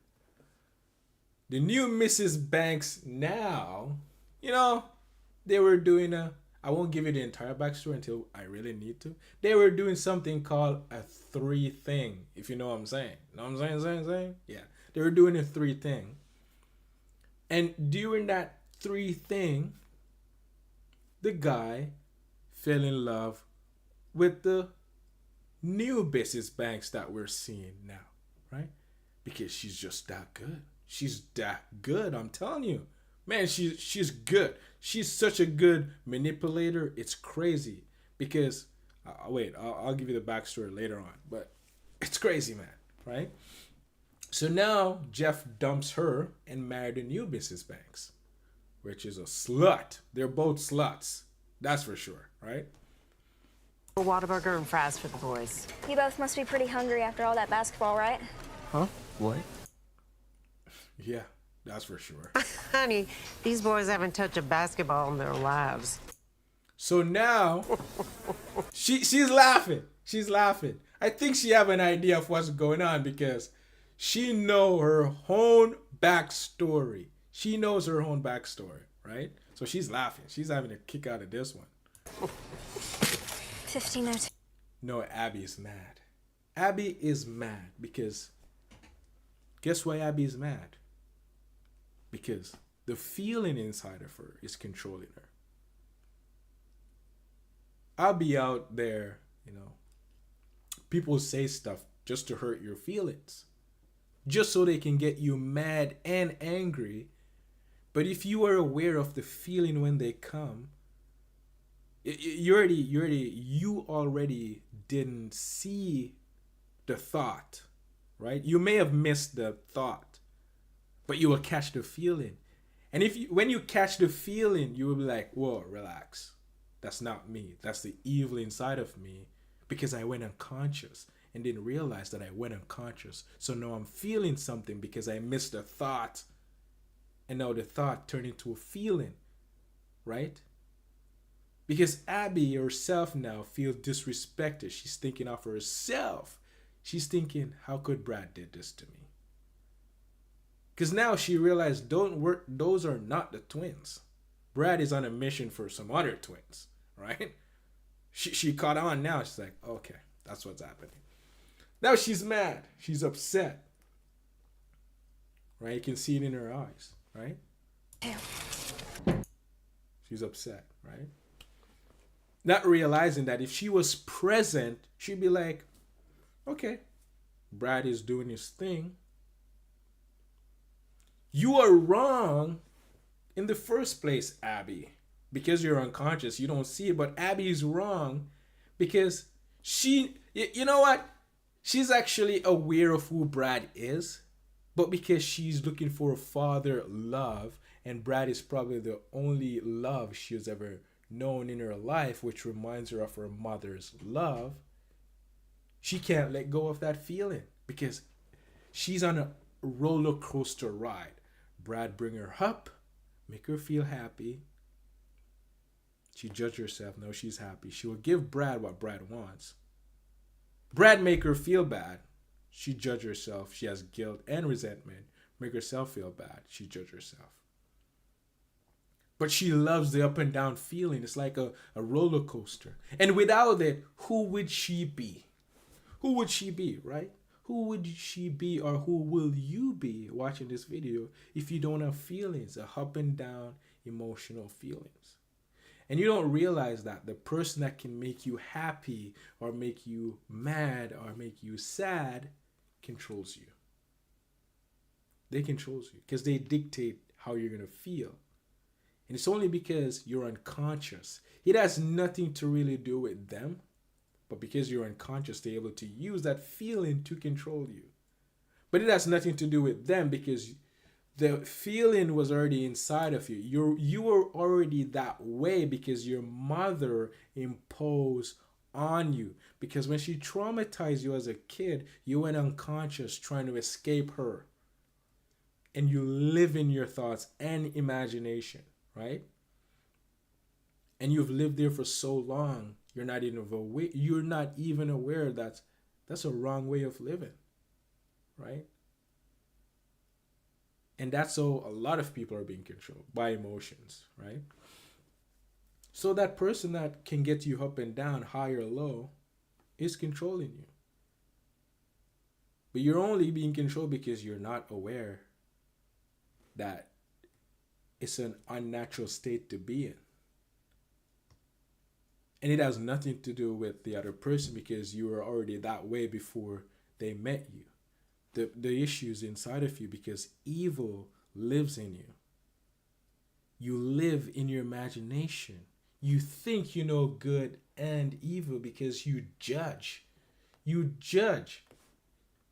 You think you have all of this knowledge. And because you're so intellectual, you have all of this knowledge and you know good, you know evil, you know what to do. You'll rely on your own understanding. You think your life should go this way because you love Brad, so Brad should be with you and this is how your life should go. You have a picture in your head. Oh, Brad's going to be a basketball player. I'm going to love him. We're going to have kids. We're going to marry a big house, da, da, da. You're living in your imagination. You judge him. And you're in your imagination about everything else. And when things doesn't go your way, you get mad. Because, no, to go my way. You're playing God. You're playing God, and God can't help you when you're playing God. Isn't that amazing? What the? I'm here to coach the twins. Sometimes I can't help staring at you in church. That's crazy. Yeah. Brad was staring at you in church. What happened? Why is this black not here? Whatever. Now, you see, that's what I'm worried about. No. See, Jeff is running for governor. We can't have people doing background check. And Mandy, which is who Mrs. Banks, right? She has to keep a low profile. Now she's trying to cut things off with Brad, right? Brad is not going to have his way now. More of that. You know? No, Brad is pissed. Brad is pissed because you're not giving Brad what Brad wants. Brad is only thinking of himself. And by doing that, that's the ego, that's the pride, that's the ego. You're disrespecting me? What the? You know I stayed in fucking Maplebrook this summer to be with you? After I stayed to be with you? You're gonna do this to me? Huh? You crazy bitch? What the? Brad is being controlled. You know, Brad went unconscious. Because he already planned, you know, I'm going to stay in Maplebrook so I can be with Mrs. Banks for the summer or however long he's going to be there for. He planned all of this in his head. It's like, this is how it's going to go, right? It didn't go his way. Now he's pissed. And now he's blaming Mrs. Banks for his made-up world of imagination in his head. He's unconscious, right? Just like when Judas had an imagination about Jesus and how Jesus is going to bring an army in the world, is going to unite the people. Even though Jesus said he came to bring a sword, right? Judas said, you're going to build an army. You're going to give... He made a point where Mary was washing his feet with this expensive perfume or whatever. And he did a parable saying, listen, you'll always have the poor. You'll always be there for them. You can minister to them anytime, and you can always do good for them anytime, right? Mary spent all of this money. Judas is like, Mary, where you get all of this money from, right? Judas was leaning on his own understanding. He was leaning on the imaginary thought of what he think Jesus should be. He was already sinning in his mind, and his heart was corrupt, right? And it's crazy to see the same thing here, because Judas got mad at Jesus because Jesus didn't do things his way. And now Brad is mad at Mrs. Banks, even though Mrs. Banks is evil, clearly. Banks is mad at her for not doing things his way or how he think things should go, right? And I'm like, that's crazy, right? Brad is playing God right here. Because this is how it should go, right? Listen to the thought and the imagination. And when it doesn't go your way, you get mad at people. And you blame them for being mad. When it was your fault because you're playing God, you want things to go your way. And when it doesn't go your way, you judge them and you judge yourself. That's crazy. Well, that's so sweet. Is that what you think I am? No, Brad's going to use some ammo to fire at her. Watch this. That's why I tell you, when people know your weakness, they're going to use it against you. Brad is just like a female, because look, he knows her weakness. He's going to use it against her. Watch this. Sweet little idiot fucking kid, huh? You know what I think? I think people are right about you. You are a bitch. All right, yeah, she's a bitch. We can agree on that one, right? Hey now. Mrs. Banks knows Brad's weakness. Human nature and full display right here, people. Full display. You better like the video, man. You better like this video. I said shouldn't. Wouldn't mean I couldn't. Just miles away from wouldn't. Now she's making Brad feel good again. She's controlling Brad. She can make Brad feel bad, and she can make Brad feels good. Either way you scale it or weigh it, she controls Brad. And Brad controls her. So it's two devils fighting for control over each other. Two devils fighting for control over each other. Isn't that crazy? For a feel-good moment, for a thrill, which leads them deeper into hell. I'm sorry. You're not a bitch. No, that's crazy. You got my head fucked up is all. It's okay. Now it's giving Brad that body-to-body love to even make Brad feel even more important. Jezebel. And this is most women. Most guys are in relationship with these women that are manipulative and controlling. And most women are in a relationship with these guys. They're going to make them feel good and make them feel bad. And when a woman feels good, she's going to have sex. And when she feels bad, she's going to have sex. Either way you look at it, the male control the female, and the male control the female control the male, and male control the female. Both fighting for control over each other. What a mess of a relationship this is, right? And that's the relationship of the world, right? Because they've made each other their God. They're looking for salvation in each other, and they're both lost in hell.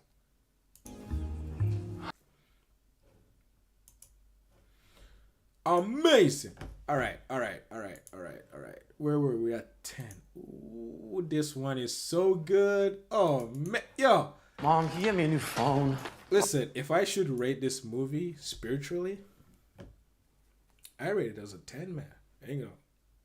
I'll rate it as a 10. Really, I would. I don't know if this was their intention, but it's a good show.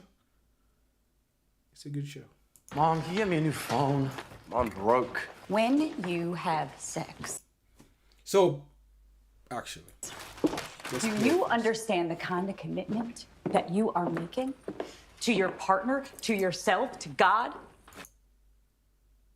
Having sex and making a commitment to God, that's kind of crazy, because that's adultery out of wedlock too. That's crazy. Mom, I don't want to talk about this. If you're not ready to talk about sex, then you certainly aren't ready to have it. I know what you're doing. You're playing a dangerous game. How am I doing that? Exactly. That girl, she's got her hooks into you. But remember, when you step onto the basketball Told you, woman, no woman. That's crazy. court, you are representing your family and your church. Last thing any of us needs is for Abby to put a noose around your neck by getting pregnant. All I'm saying is it's a whole big world out there, and it all belongs to you. As long as you don't get tied down by the wrong sort of person. I can't wait to get out of here. You watch your language, Bradley. You keep trying to live my life for me, Mom. Young man, you are grounded. I don't even have a phone. That's crazy. That's crazy, right? Let's break this one down, man. This one's gonna be one for the books. Mom, can you get me a new phone?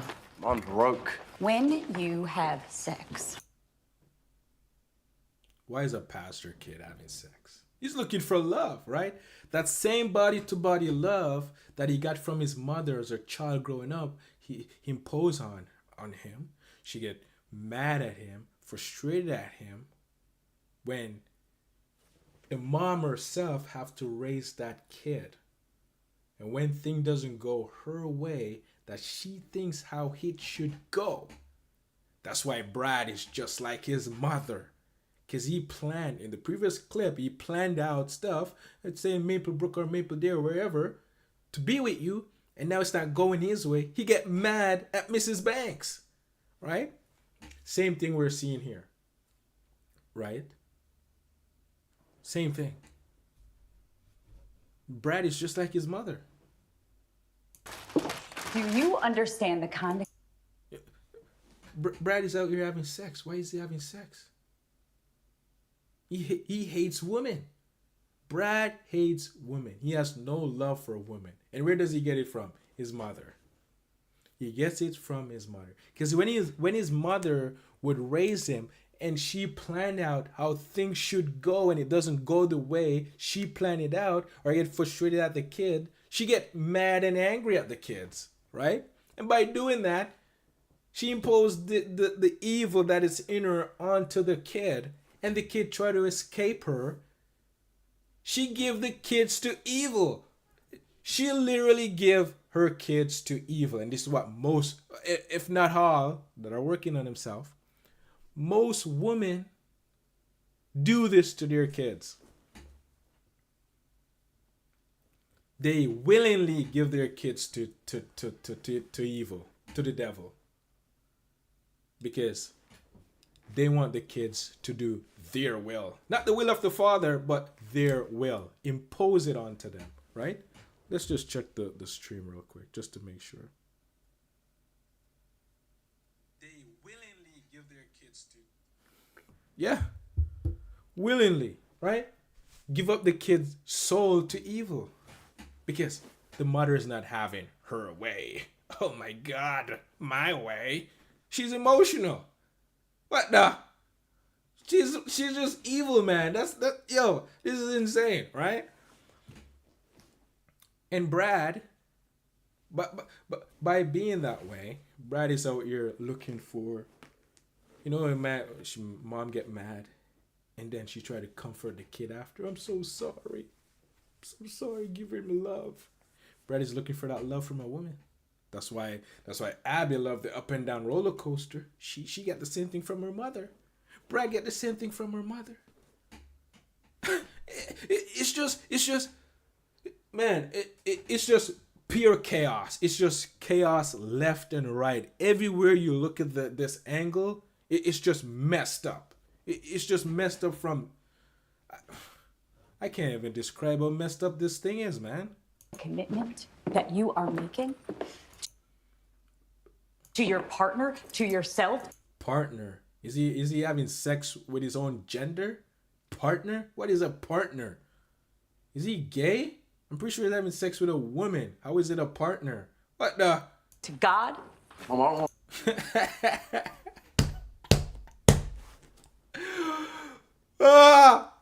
the? What a mess. She just says commitment to partner. For word play only, right? That's what she said. That's a commitment to God? She's talking the commitment to devil? Because no one that is of God is going to have sex out of wedlock.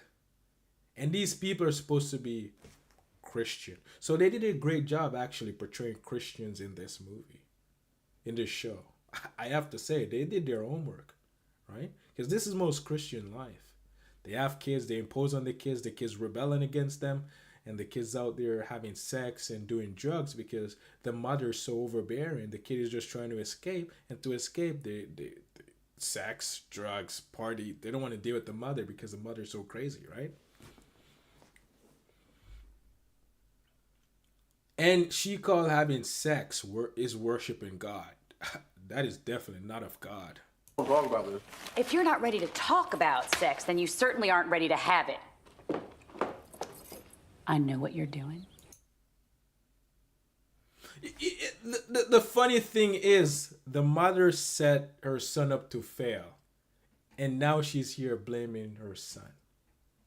She's literally blaming her son when she's the one that did the setup in the first place, because she was set up by her own mother, and now she's setting up her own son the same way her mother set her up. It's like a trauma being passed down in generation to generation, in society, in every way possible. So it's just really bad, right? When she need to take a step back and be like, I messed Brad up, man. She really messed Brad up. But guess what? Brad is his own man now. He may live there, but she's not his mother anymore. So Brad need to actually forgive her for imposing on him so he can move on with his life, so he's not being controlled by his mother, or we'd say by the evil spirit that his mother put in him, so he can be free and stop hating women and using women to escape. Because he's only using women to escape. He's escaping. And when he escapes, the feel-good moment is there. But when he's done escaping, right back into hell. He's trying to escape the hell outside of him, inside of him. And you can't do that. There's no way you can do that, right? It's just not possible. You're playing a dangerous game. How am I doing that? Exactly. Oh, that girl, she's got her hooks into you. A mother will know. Because she knows. I told you, every time a woman meet a woman, they judge each other. Because the only tactic is to manipulate and control. So a woman will know a woman. Right? But remember, when you step onto the basketball court, you are representing your family. Pride, ego. You're representing us. And your church. Last thing any of us... Church. So it's all a showcase personality. Listen, you need to represent us. Everything you're doing behind closed door, you better keep that on the down low, on the wraps, so we can look good outside. But we're so dirty on the inside. That's crazy. Needs is for Abby to put a noose around your neck by getting pregnant. We can't have that. That's gonna make us look bad. Even though we are bad. We can't look good and look bad and then let the bad shine so they actually know that we're bad, right? We can't let that happen. Most people, most pastors. That's like everyone in the world. They put on a good showcase personality for you to judge them. They have a reputation. They want your respect. But there's nothing good about human nature. It's all showcase personality. There's really nothing good. That's why Christ said you have to die so you can have a nature, the nature of the Father, right? You have to die so you get the nature of the Father. You have to give up that old nature. Anyone that is born of the woman need to reborn of the Spirit. And that's what we're seeing here, spiritual warfare. All I'm saying is it's a whole big world out there. And it all belongs to you. Mama's will. Mother's will it's destructive, man. It's destructive. It's crazy. As long as you don't get tied down by the wrong sort of person. I can't wait to get out of here. Yeah. What? I forgot what happened here because I clipped something out. Oh yeah, she said. So what happened here was that she was talking about Abby's father, right? Brad was saying, "Oh, so you don't want me to be with Abby because Abby's dead and is not around, and they're not rich. Abby family is like the poorest family in this neighborhood. Everyone else is pretty much rich, right? And her mom is fat." And so she doesn't approve of Abby and her family, right? So he doesn't want Brad to be tied down, right? She would know because women just wants males for the experience, the money, the cloud, the traveling, the luxury. They're using the male to escape the reality that they don't want to face. And the reality is you're evil. You have evil inside of you, and you do not want to sit still and deal with it. So all this worldly thing, you use it to escape, to run away from the evil inside of you. But you can't run away from the evil inside of you, right? That's what women use the male for.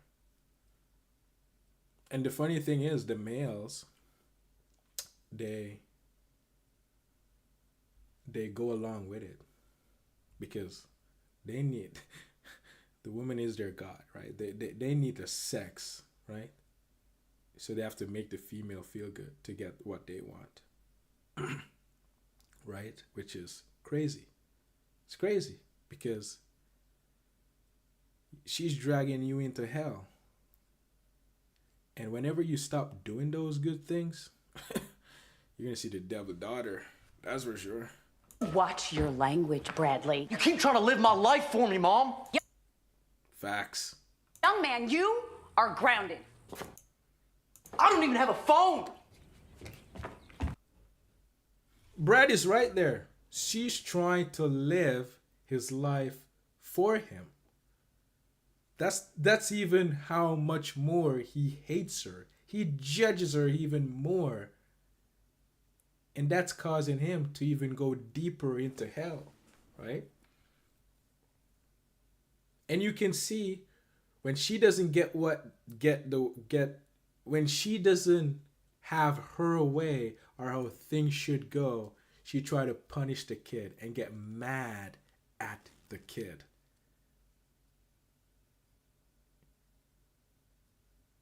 And tell him, it's my way, buddy. You're grounded now. It's my way. Which woman should not be dealing with these issues when it comes to kids? She should not be dealing with these issues.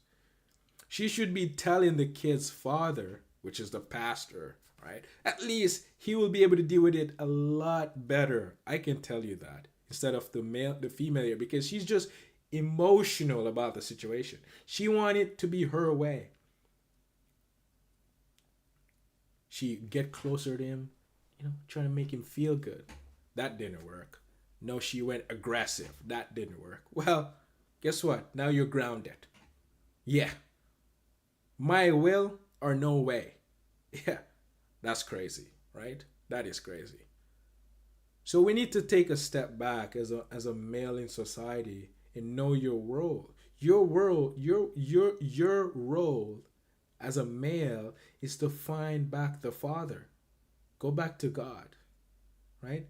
And then you'll be able to lead, or not even lead, but be the way, the light, the salt of the land that God wants you to be. So you can make or at least be the light of the world like Christ was, right? I mean, you can't save anyone, but you can point the way, right? Point the way. Because the kingdom of heaven is within.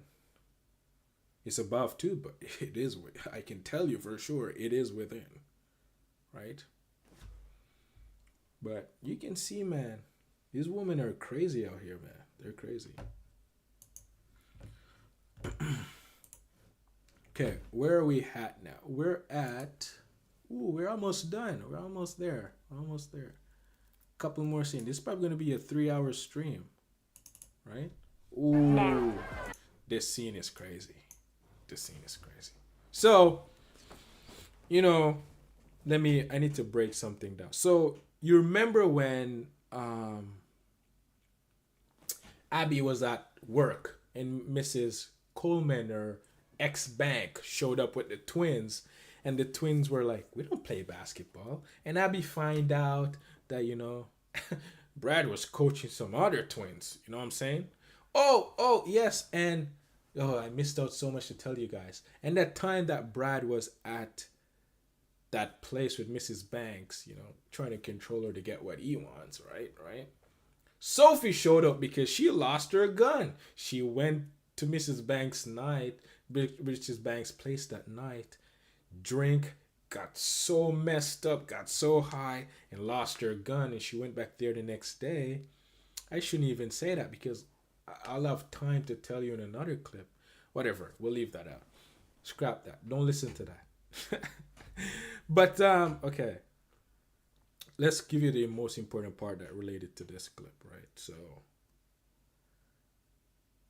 she found out that Brad wasn't coaching the twins. He was coaching some other twins, They fought in a car. They fought in the car. She tried to pull Brad's phone away to see what was happening because she wants to be the one to control Brad.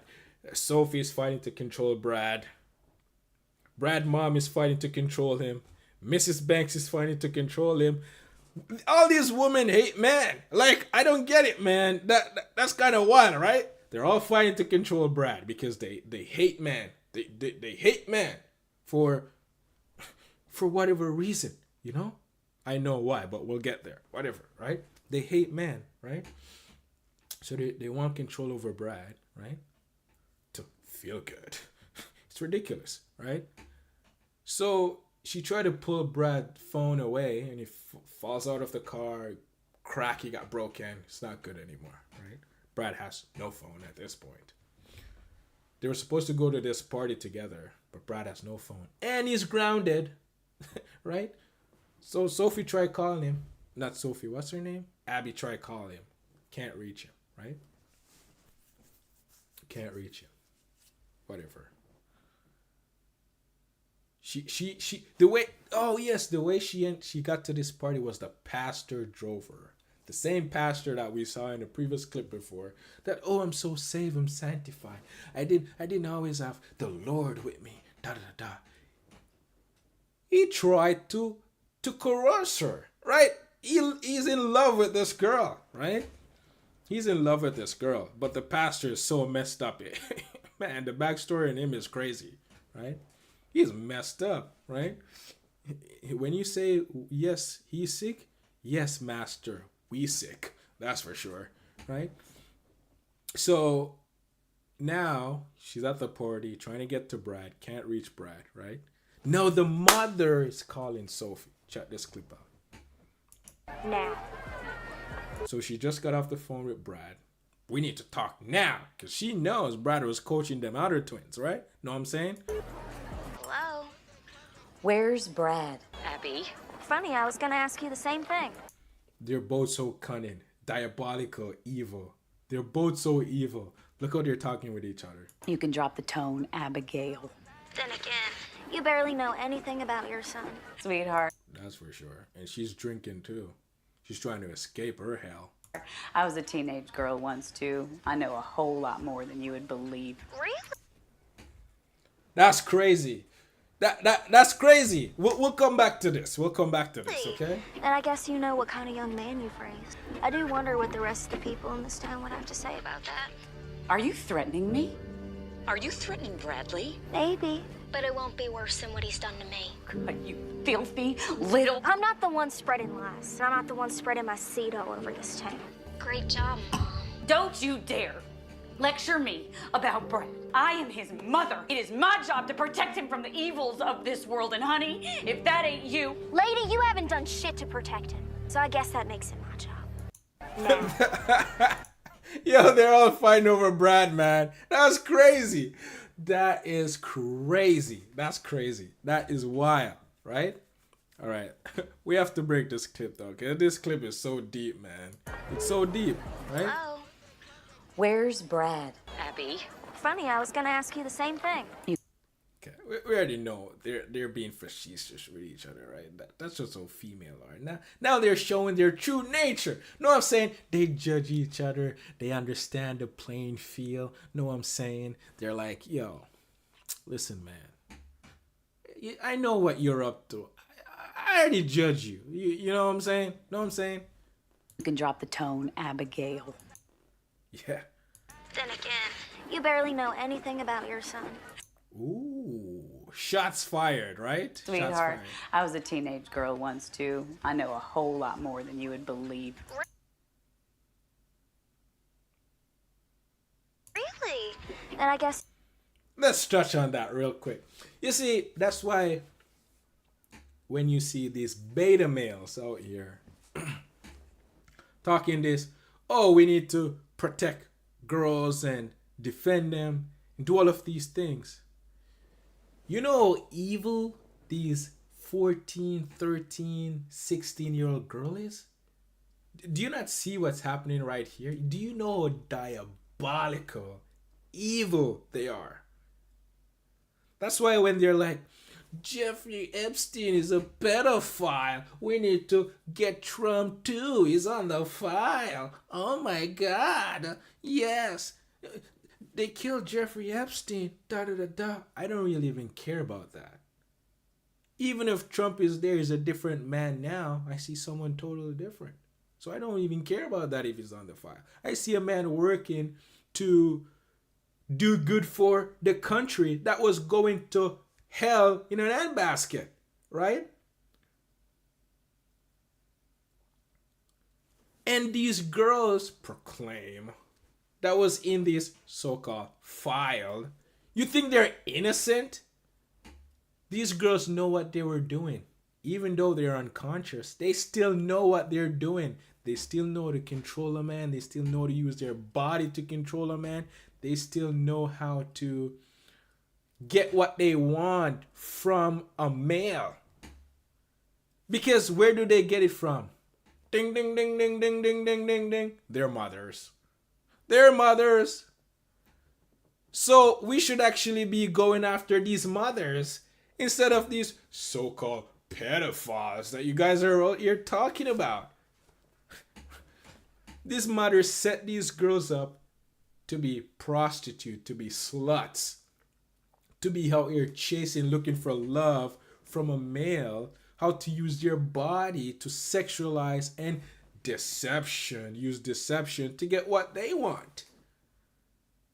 And the males are so weak because they see the same thing that their mother done to their father, and their father didn't stand up to their mother or protect the sons or daughter from their mother.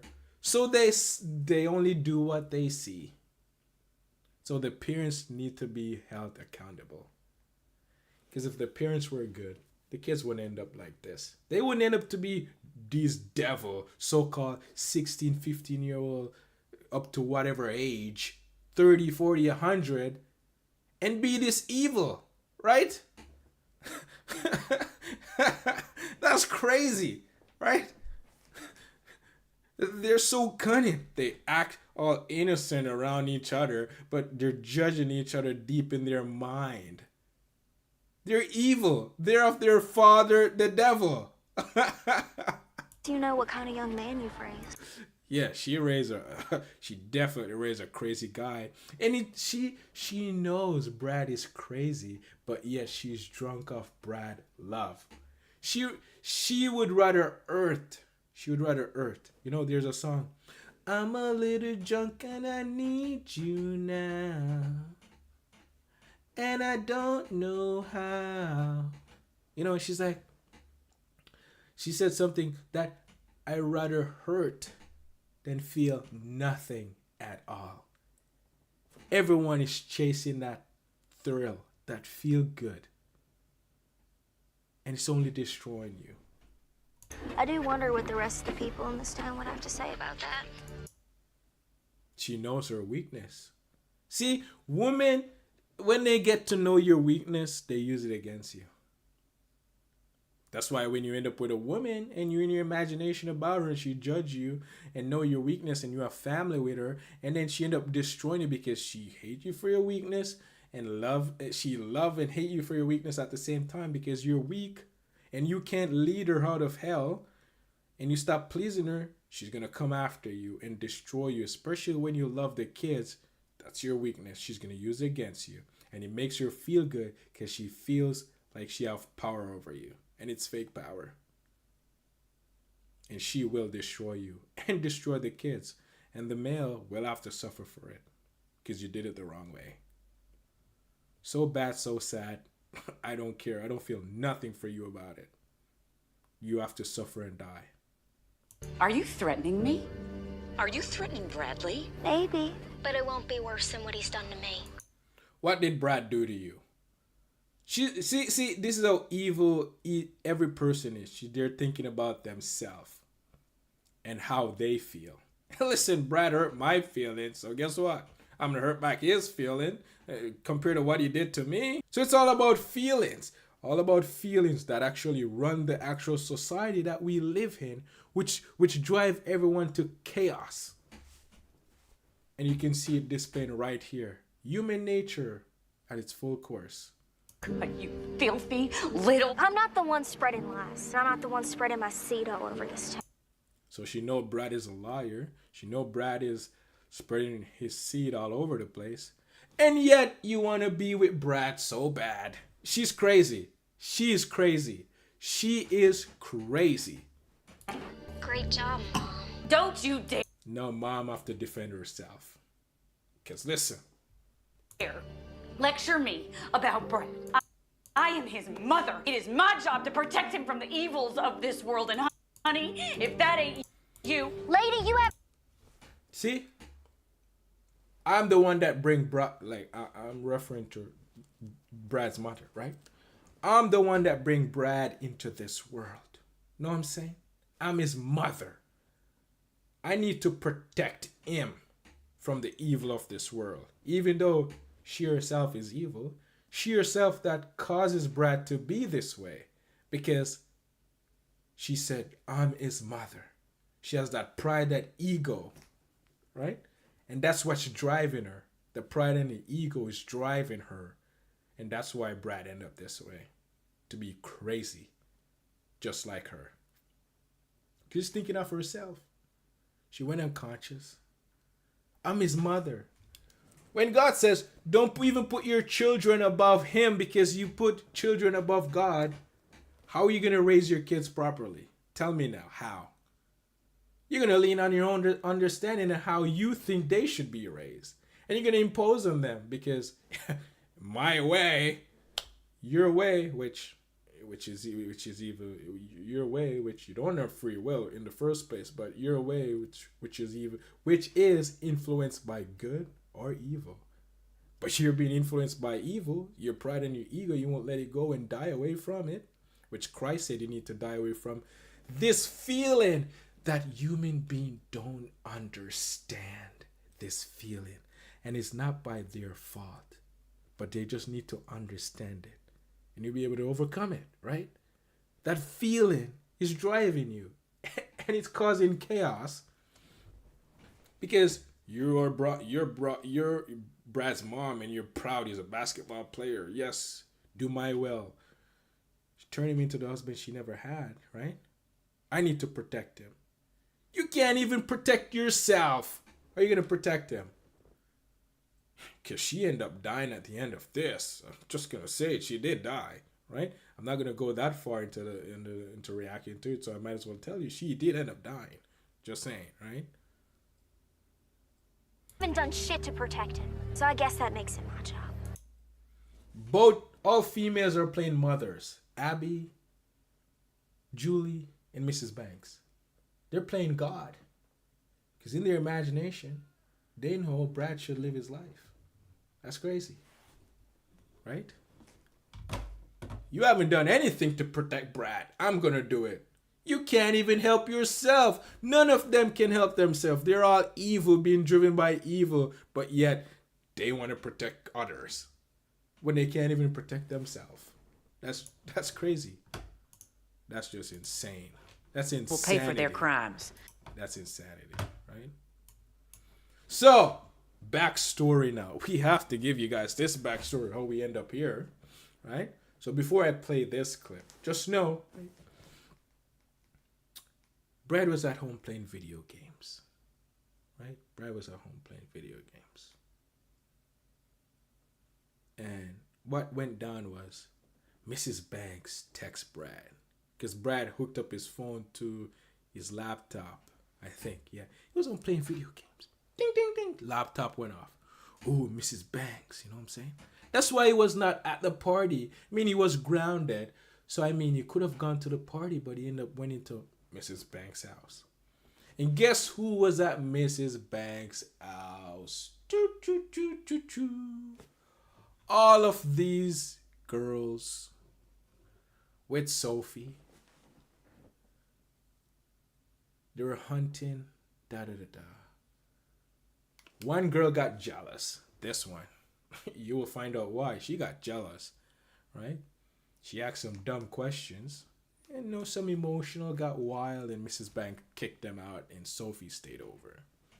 They drank, you know. They had a good time. Mrs. Banks texts Brad, and Brad brought Jamie, the black guy, over while Sophie was there. And you know, they did their thing, did some drugs, whatever, right? You know, things got wild, right? I can't say it because this is YouTube, man, right? If you want to know, watch it for yourself, but I'm just saying, as a so-called Christian, they will tell you, don't watch these things, you know, bad for you, bad for you. But you have to understand that it's not you watching that is the sin, right? It's you actually going unconscious and identifying with what's happening, and you're in your imagination is the sin. Because God says, anyone that look at a woman is committing adultery. Something along those lines, right? Listen, man, I don't read my Bible every day. I'm not a Bible thumper. I don't try to memorize the Bible. What's the point of memorizing the Bible? You have to ask the Christians, right? But yet they read the Bible every day and they don't understand what that even means. That's the funny thing about it, right? They don't even know what it means. That's the thing about it. So they're like the Pharisees. They read the Bible, they have this theory, they go in their imagination about what the Bible says. when God says, stay present with me. So when you read the word, don't try to interpret. If you don't know what it means or it's not clear to you, if it's not shown to you, leave it alone, because the thinking let you think what it means when really it doesn't. It's not what you think it means. That's why I'm saying we've been set up from birth to get this knowledge and way of thinking. It's just such a big setup, right? Because you know the meaning of words, and you become this intellectual. You read the Bible, you intellectualize it with your own understanding, which is crazy, right? It's crazy to me, right? Crazy to me, because I guess I can see. I'm not blind. Know what I'm saying? So it's not that you can't look at a woman, right? And there's some naked scenes in the show for sure, which I disagree with, but people can do whatever they want, right? I watched it, pretty interesting, right? But you have to understand that it's when you go unconscious, that's actually the sin. Because when you go unconscious, the evil takes you over and it gets you to do things that you would not want to do. Because after you've done the evil deed, you judge yourself and you feel bad about yourself. You're in hell again because you create another identity. Because you feel bad, you judge yourself. Instead of staying present, see what's happening, have no thought about it, don't agree or disagree with it, and you'll see. That's all you have to do. So when God says, when you look at a woman, you committed lust. Oh, look at a woman. Oh, you committed lust, adultery. No, that's not what that means. You know what I'm saying? But let's continue, right?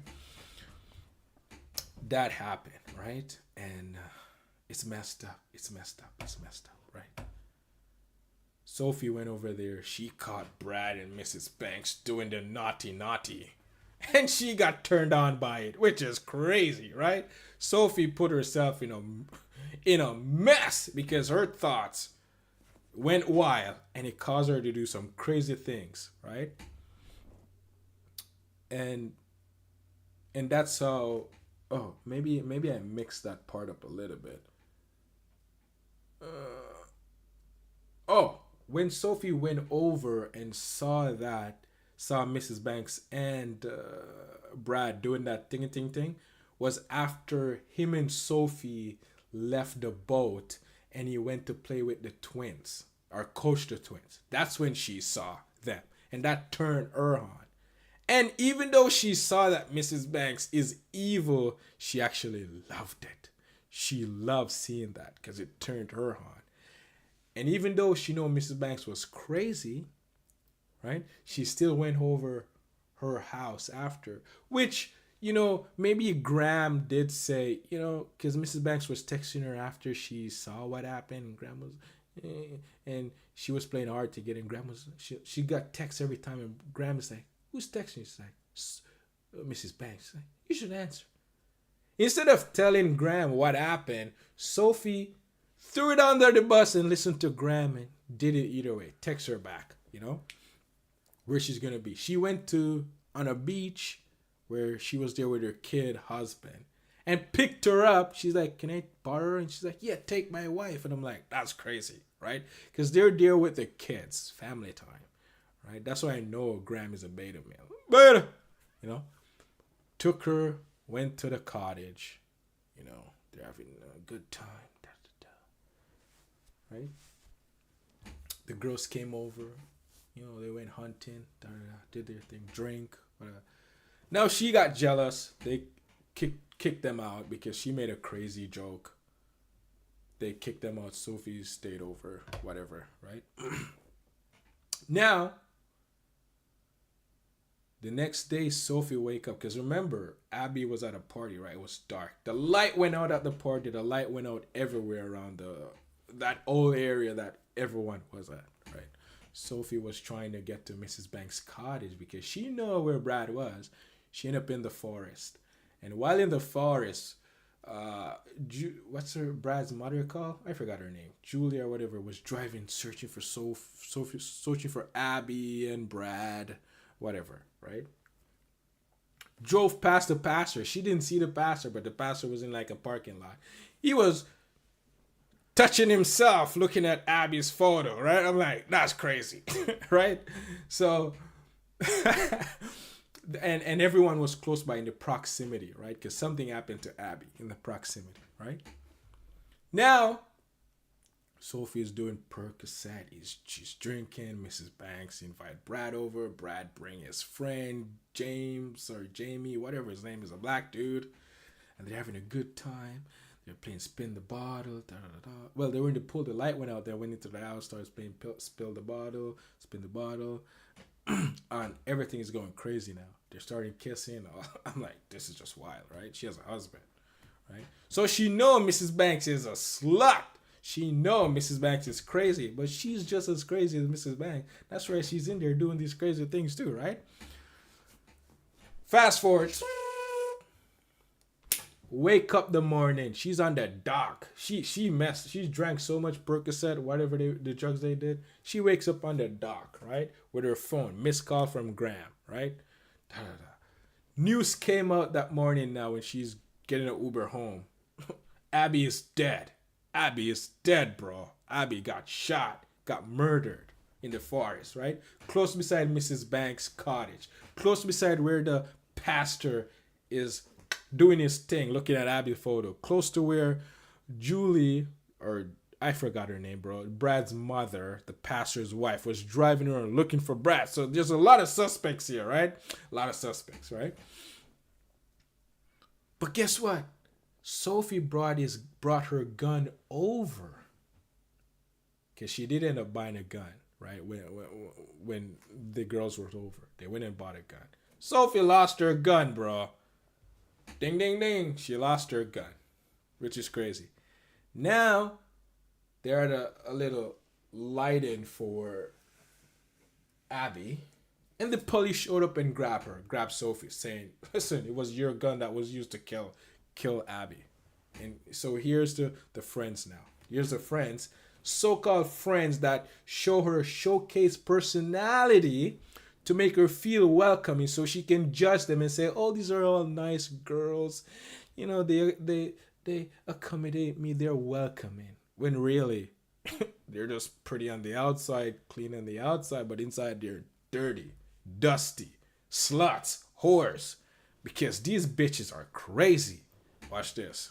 Will pay for their crimes. You can count on it. This one is crazy. This one was the one that's actually shot Brad's mother.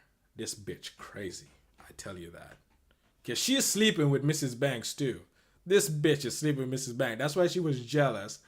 That's why let me just play the clip, man. I'll go back and explain. Oh my God, Sophie, what is happening? What was that? What was that? Where were you? Why did you not come down to the station? And I'm sorry, but did you Google the world's dumbest lawyer? You have no right. Wait, what does that mean? A couple of weeks ago, you were scared to go to an NRA party, and now you're getting arrested over a gun. Yeah, you're right. I fucked up. You wanted me to have fun. Bro, this line is crazy. Wanted me to try to find the old Sophie again. So I tried to fit in with Margot and the other wives for you. That's not fair. And then I found a friend that actually made me feel good and I could be a better version of myself. I took it too far. Tell me how far. That's crazy. That clip is insane. You know why it's insane? Let's break it down, right? Will pay for their crimes. This bitch make the joke about Sophie because her husband is the sheriff or deputy of the town. He had access to her file, right? It was locked. She tried to access it one night, stealing his badge number and stuff, and couldn't find it. So I don't know how her husband know that she wanted to know what the file, but the husband ended up finding out what she did, right? And she knows, and then she made the jokes when they were all get together, like, "I've never ever killed a person before." After it's like a drinking game, and she was looking at Sophie, so it got all awkward, and Sophie cry, and they all have sympathy for her. So Mrs. Banks end the party, send them all home, but kept Sophie over, right? Whatever. You can count on it. But the only reason she did because she got jealous, and she wanted to get back at Sophie. So Mrs. Banks would get back with her because they're sleeping together.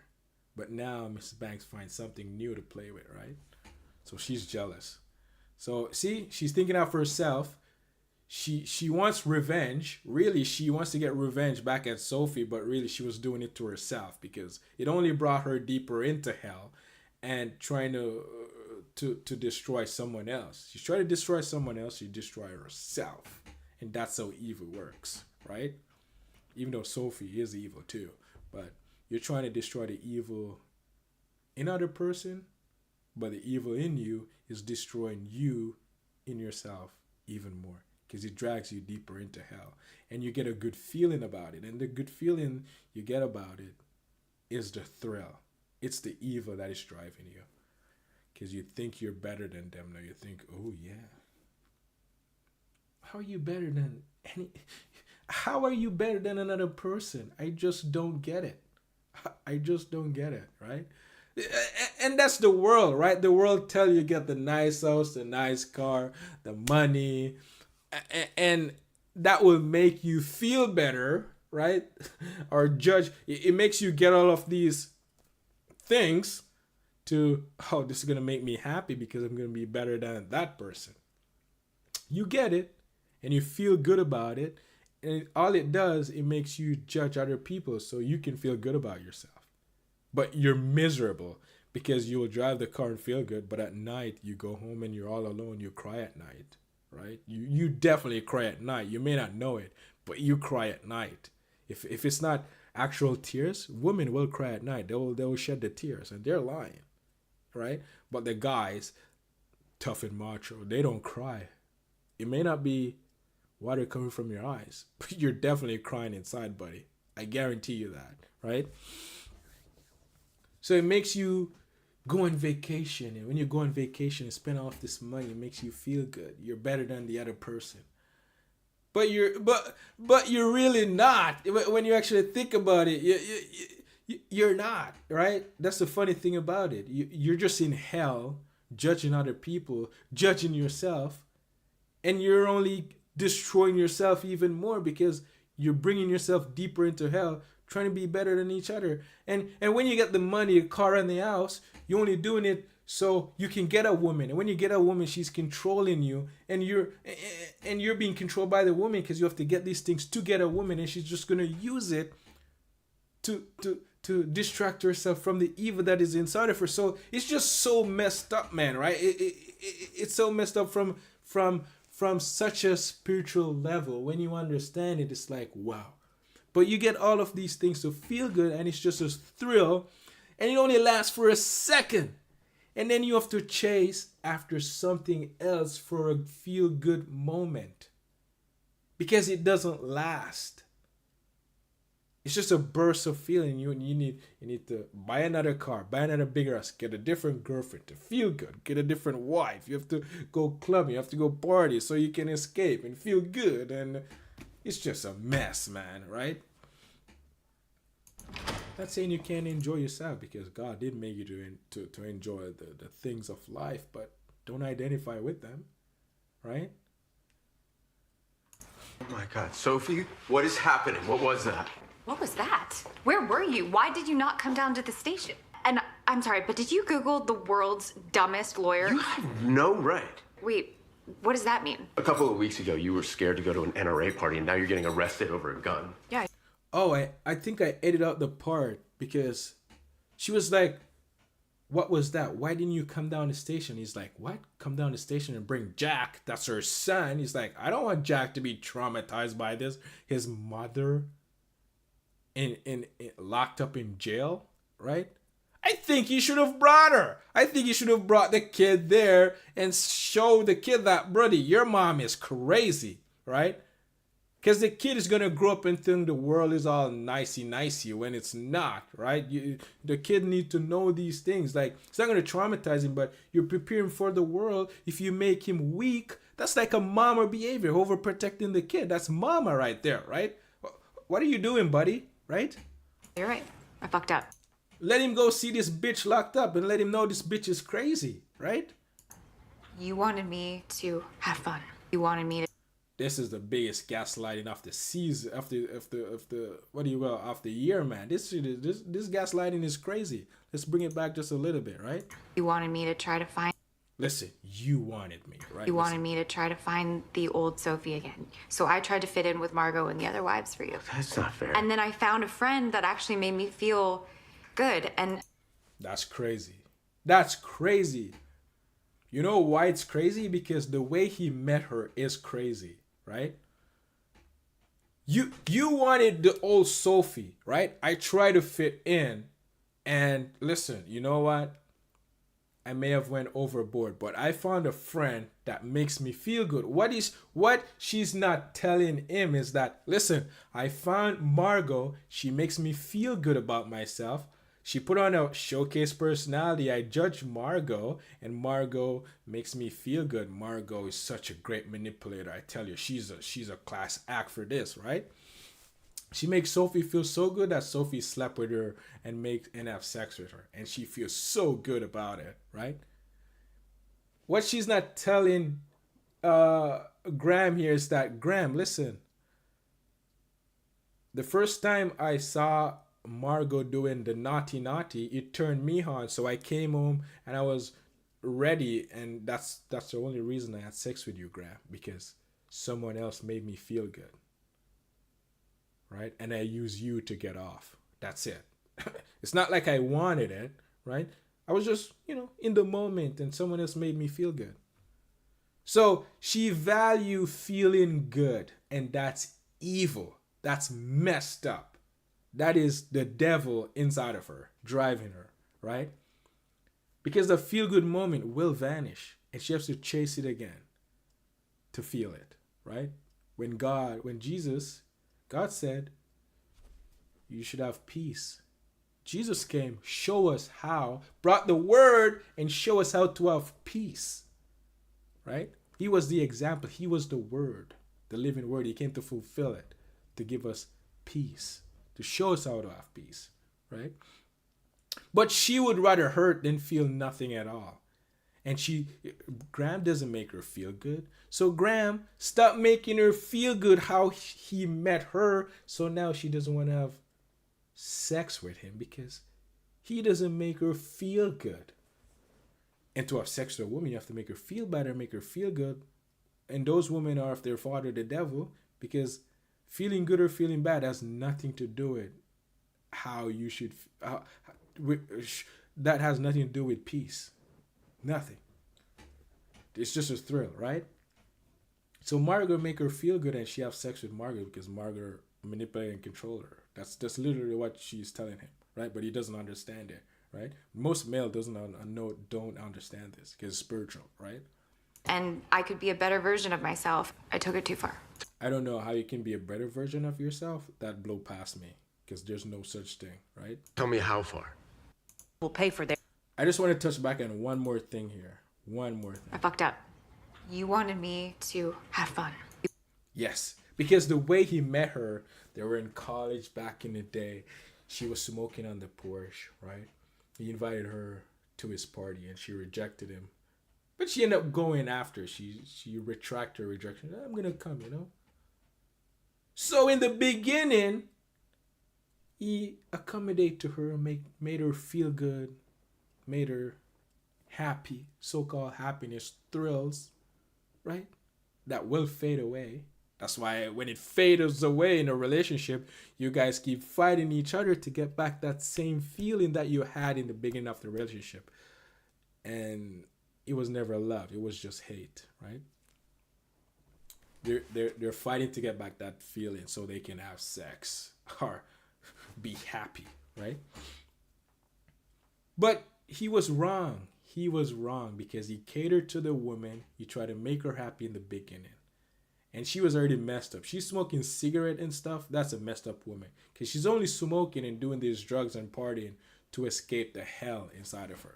That's basically what that's for, right? All right.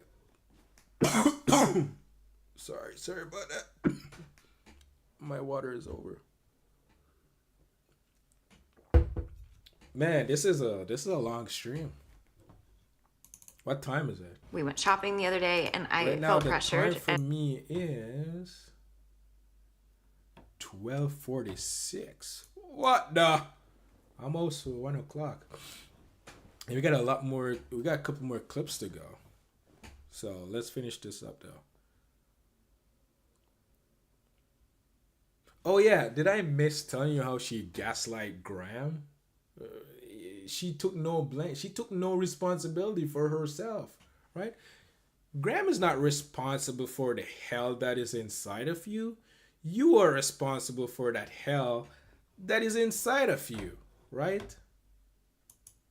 You are responsible for the hell that is inside of you. You're responsible for your own evil that is trying to manipulate and control you. He can't do anything about that, right? And she's blaming him for it. She gaslighting him, trying to make him feel bad so she can get the upper hand on him. What an evil woman, right? But Graham didn't fall for that, which I actually like that he didn't fall for that, right?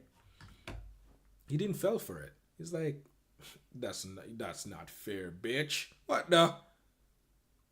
That's on you. Bitch is gonna cry and emotionally manipulate Graham. Bitch, who's crying? Huh? What the?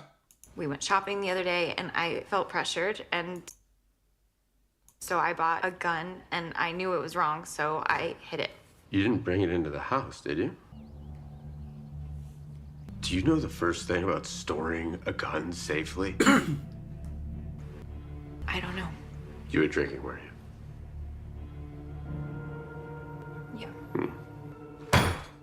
What else have you been lying to me about? I took out the BMW a few times. So you've been drinking and driving. I'm not doing it at the same time. So tell me exactly what happened. After we went hunting, I drank, and I blacked out. And when I woke up, I didn't know where my gun was gone.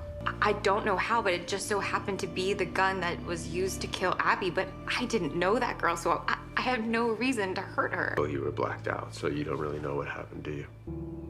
Hey, I promise that I'm gonna find out what happened. And when I do, you're gonna get all of the explanations that you deserve. I'll go back to therapy. I'll do whatever you want.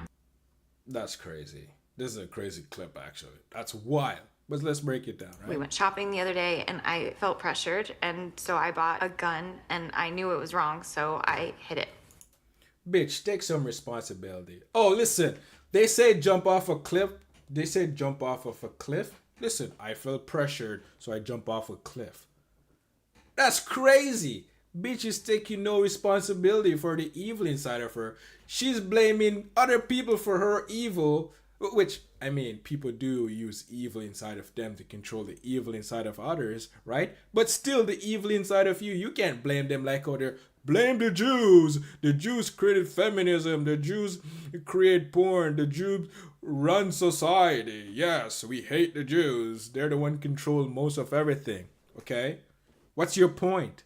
You hate the Jews because they have most of the money. You hate the Jews because they create this craziness in society. How can you hate them? You have no love, right? Hating them is not going to change them, right? It's crazy how messed up people are, right? They blame the Jews for their evil because if you don't have evil going unconscious controlling you, you wouldn't indulge in going to clubs. You wouldn't indulge in their pornographic sites. You wouldn't indulge in anything that they're doing, right? But you're blaming them for your problems when you're the problem. You yourself is the problem because you're not taking any responsibility for your evil controlling you to go along with their evil per se. I still love the Jews, man. Shout out to the Jews. I love the Jews. My boys. I love the Jews, man. If it wasn't for the Jews, I would not be saved and sanctified and running from my life. So I love the Jews, right? So this bitch ain't taking no responsibility for her evil. She's blaming other people, and that's a dangerous person. A victim is a dangerous person because they'll make up excuses for anything. They'll try to escape rather than take responsibility, and they'll do anything to get the power and wealth in anything they want in life because they're a victim. They'll make up anything to get what they want. Trust me. They're evil. They're the worst kind. All evil are worse, but buddy, victims, woof. You didn't bring it into the house, did you? Do you know the first thing about storing a gun safely? One thing I want to say, guns are not evil, right? And if you're going to have guns around kids, you need to know how to properly safety a gun around kids, right? Show them how to use it, of course, but when you're not home, you better make sure it's locked up properly so they don't have friends over and take it out because they're still kids, right? And if you're not angry and raised that angry, if you're not angry and raise them with frustration, I don't see why they would go and do dumb stuff, right? But guns are not evil. Evil people who have guns use the guns to do evil. It's like people say, ban guns, bad guns, guns are evil. No, they're not. The gun will sit there and the gun can't do anything by itself. It's when evil people pick up the gun, then the guns become bad because evil people are using the gun to do bad things. It's like saying ban cars because cars are bad. They're running over people. They're running into business because they're killing people. Well, accident happens, it's a car. But if people go in the car and just literally run people over because they want to, that's the car is not bad. It's the people that using the car to do ill will stuff, to commit crime and violence. They're the people. They're bad, not the car. Running to restaurants, running people over, just doing crazy stuff with it. The car is not bad. It's the people. So it's the same thing with the guns. The guns are not bad. It's the people that are bad. And yet here in Canada, people want to pass law to take away people hunting a rifle because guns are bad. But yet the criminals are going to have their gun because they're not going to follow the law because that's how they want to crack down on criminals and crime. That just makes no sense. You people are so dumb. It's crazy. You go to school and get an education and they dumb you down in these institutions. You're so stupid. I don't know. Yeah.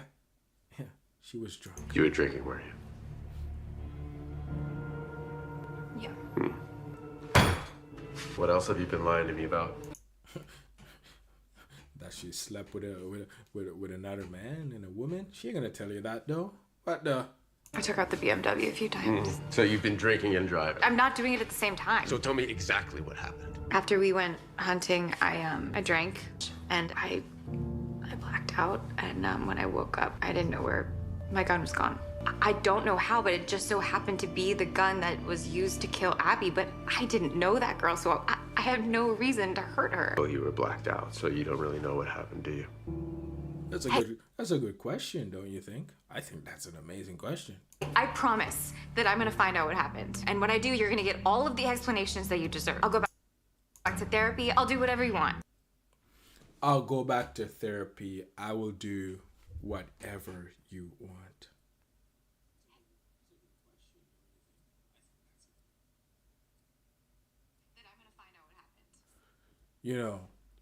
I just think that statement says a lot, right?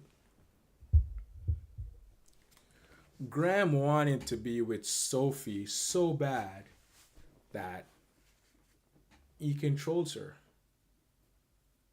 What's wrong with you, Graham, that you need a woman that bad, that you need her? She's only working on herself because of Graham. She doesn't really want to work on herself. And going to therapy is not working on yourself.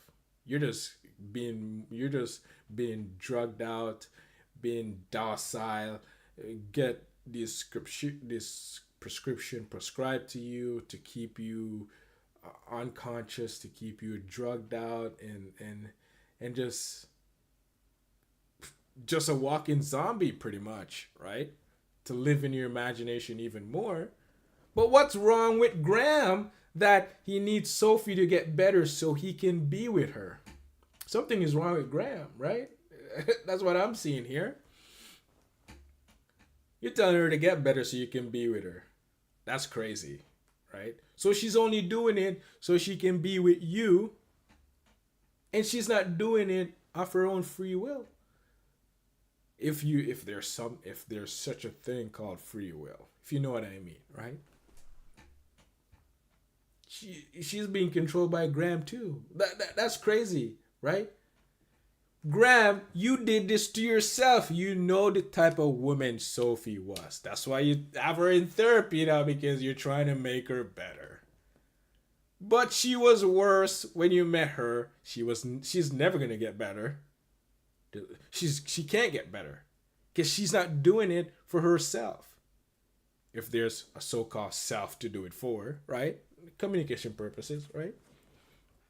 She can't do it. She can't even do it for herself, but she's gonna do it for you. There's no love here.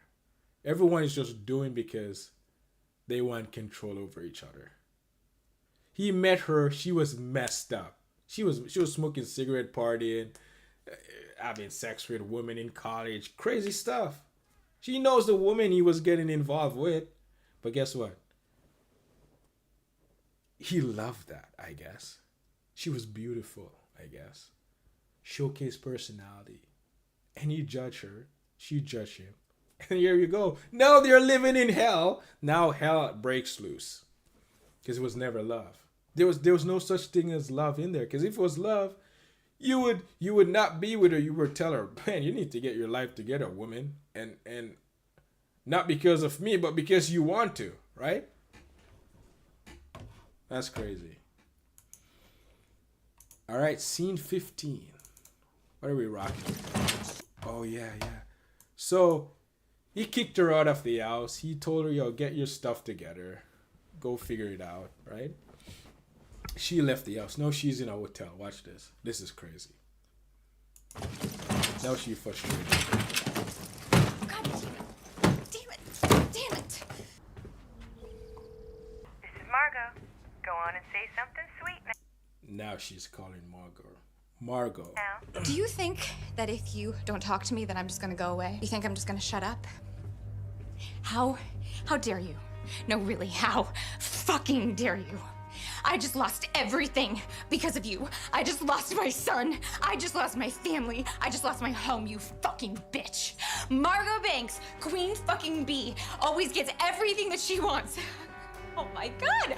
I mean, I knew that was the deal. I knew, but I didn't know that you were gonna go as far as to frame me for fucking murder. Are you a sociopath? Oh my God, you are. Are you a sociopath? You know what? Don't even answer that. I don't even want to know. Because you're sick. You are a sick, sick person. Fuck you.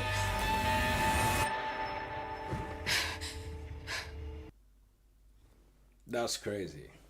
That is crazy. That is wild. She is again taking no responsibility for the evil actions that the evil spirit drove her to go and do, right? The evil spirit drove her to do these things, and she's not taking no responsibility for it. She's blaming others for her evil. And she knew Margot was evil, and yet she loved it at the same time. She loved the weakness that was in her. She loved how she could she loved how Margot made her feel good. She loved to be controlled, right? Watch this. God damn it. This is Margot. Go on and say something sweet now. Do you think that if you don't talk to me, that I'm just gonna go away? You think I'm just gonna shut up? How dare you? No, really, how fucking dare you? I just lost everything because of you.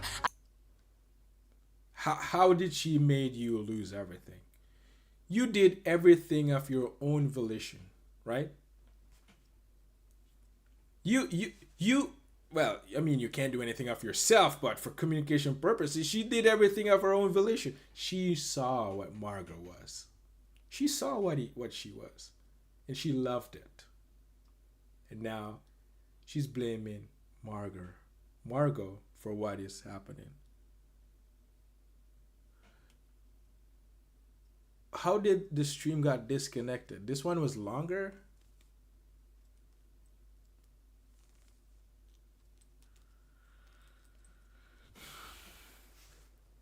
The stream got suspended. That's crazy.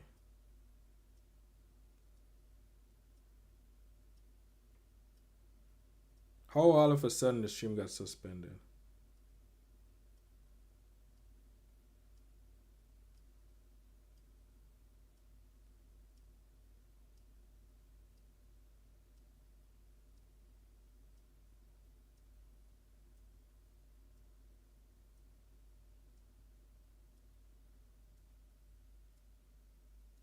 Maybe I didn't talk enough on it.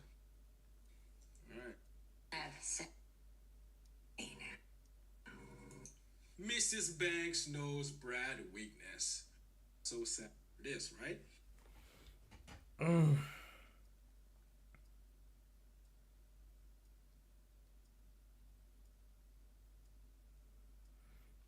guess I'm not gonna be able to finish it. Let's see what's really went down here.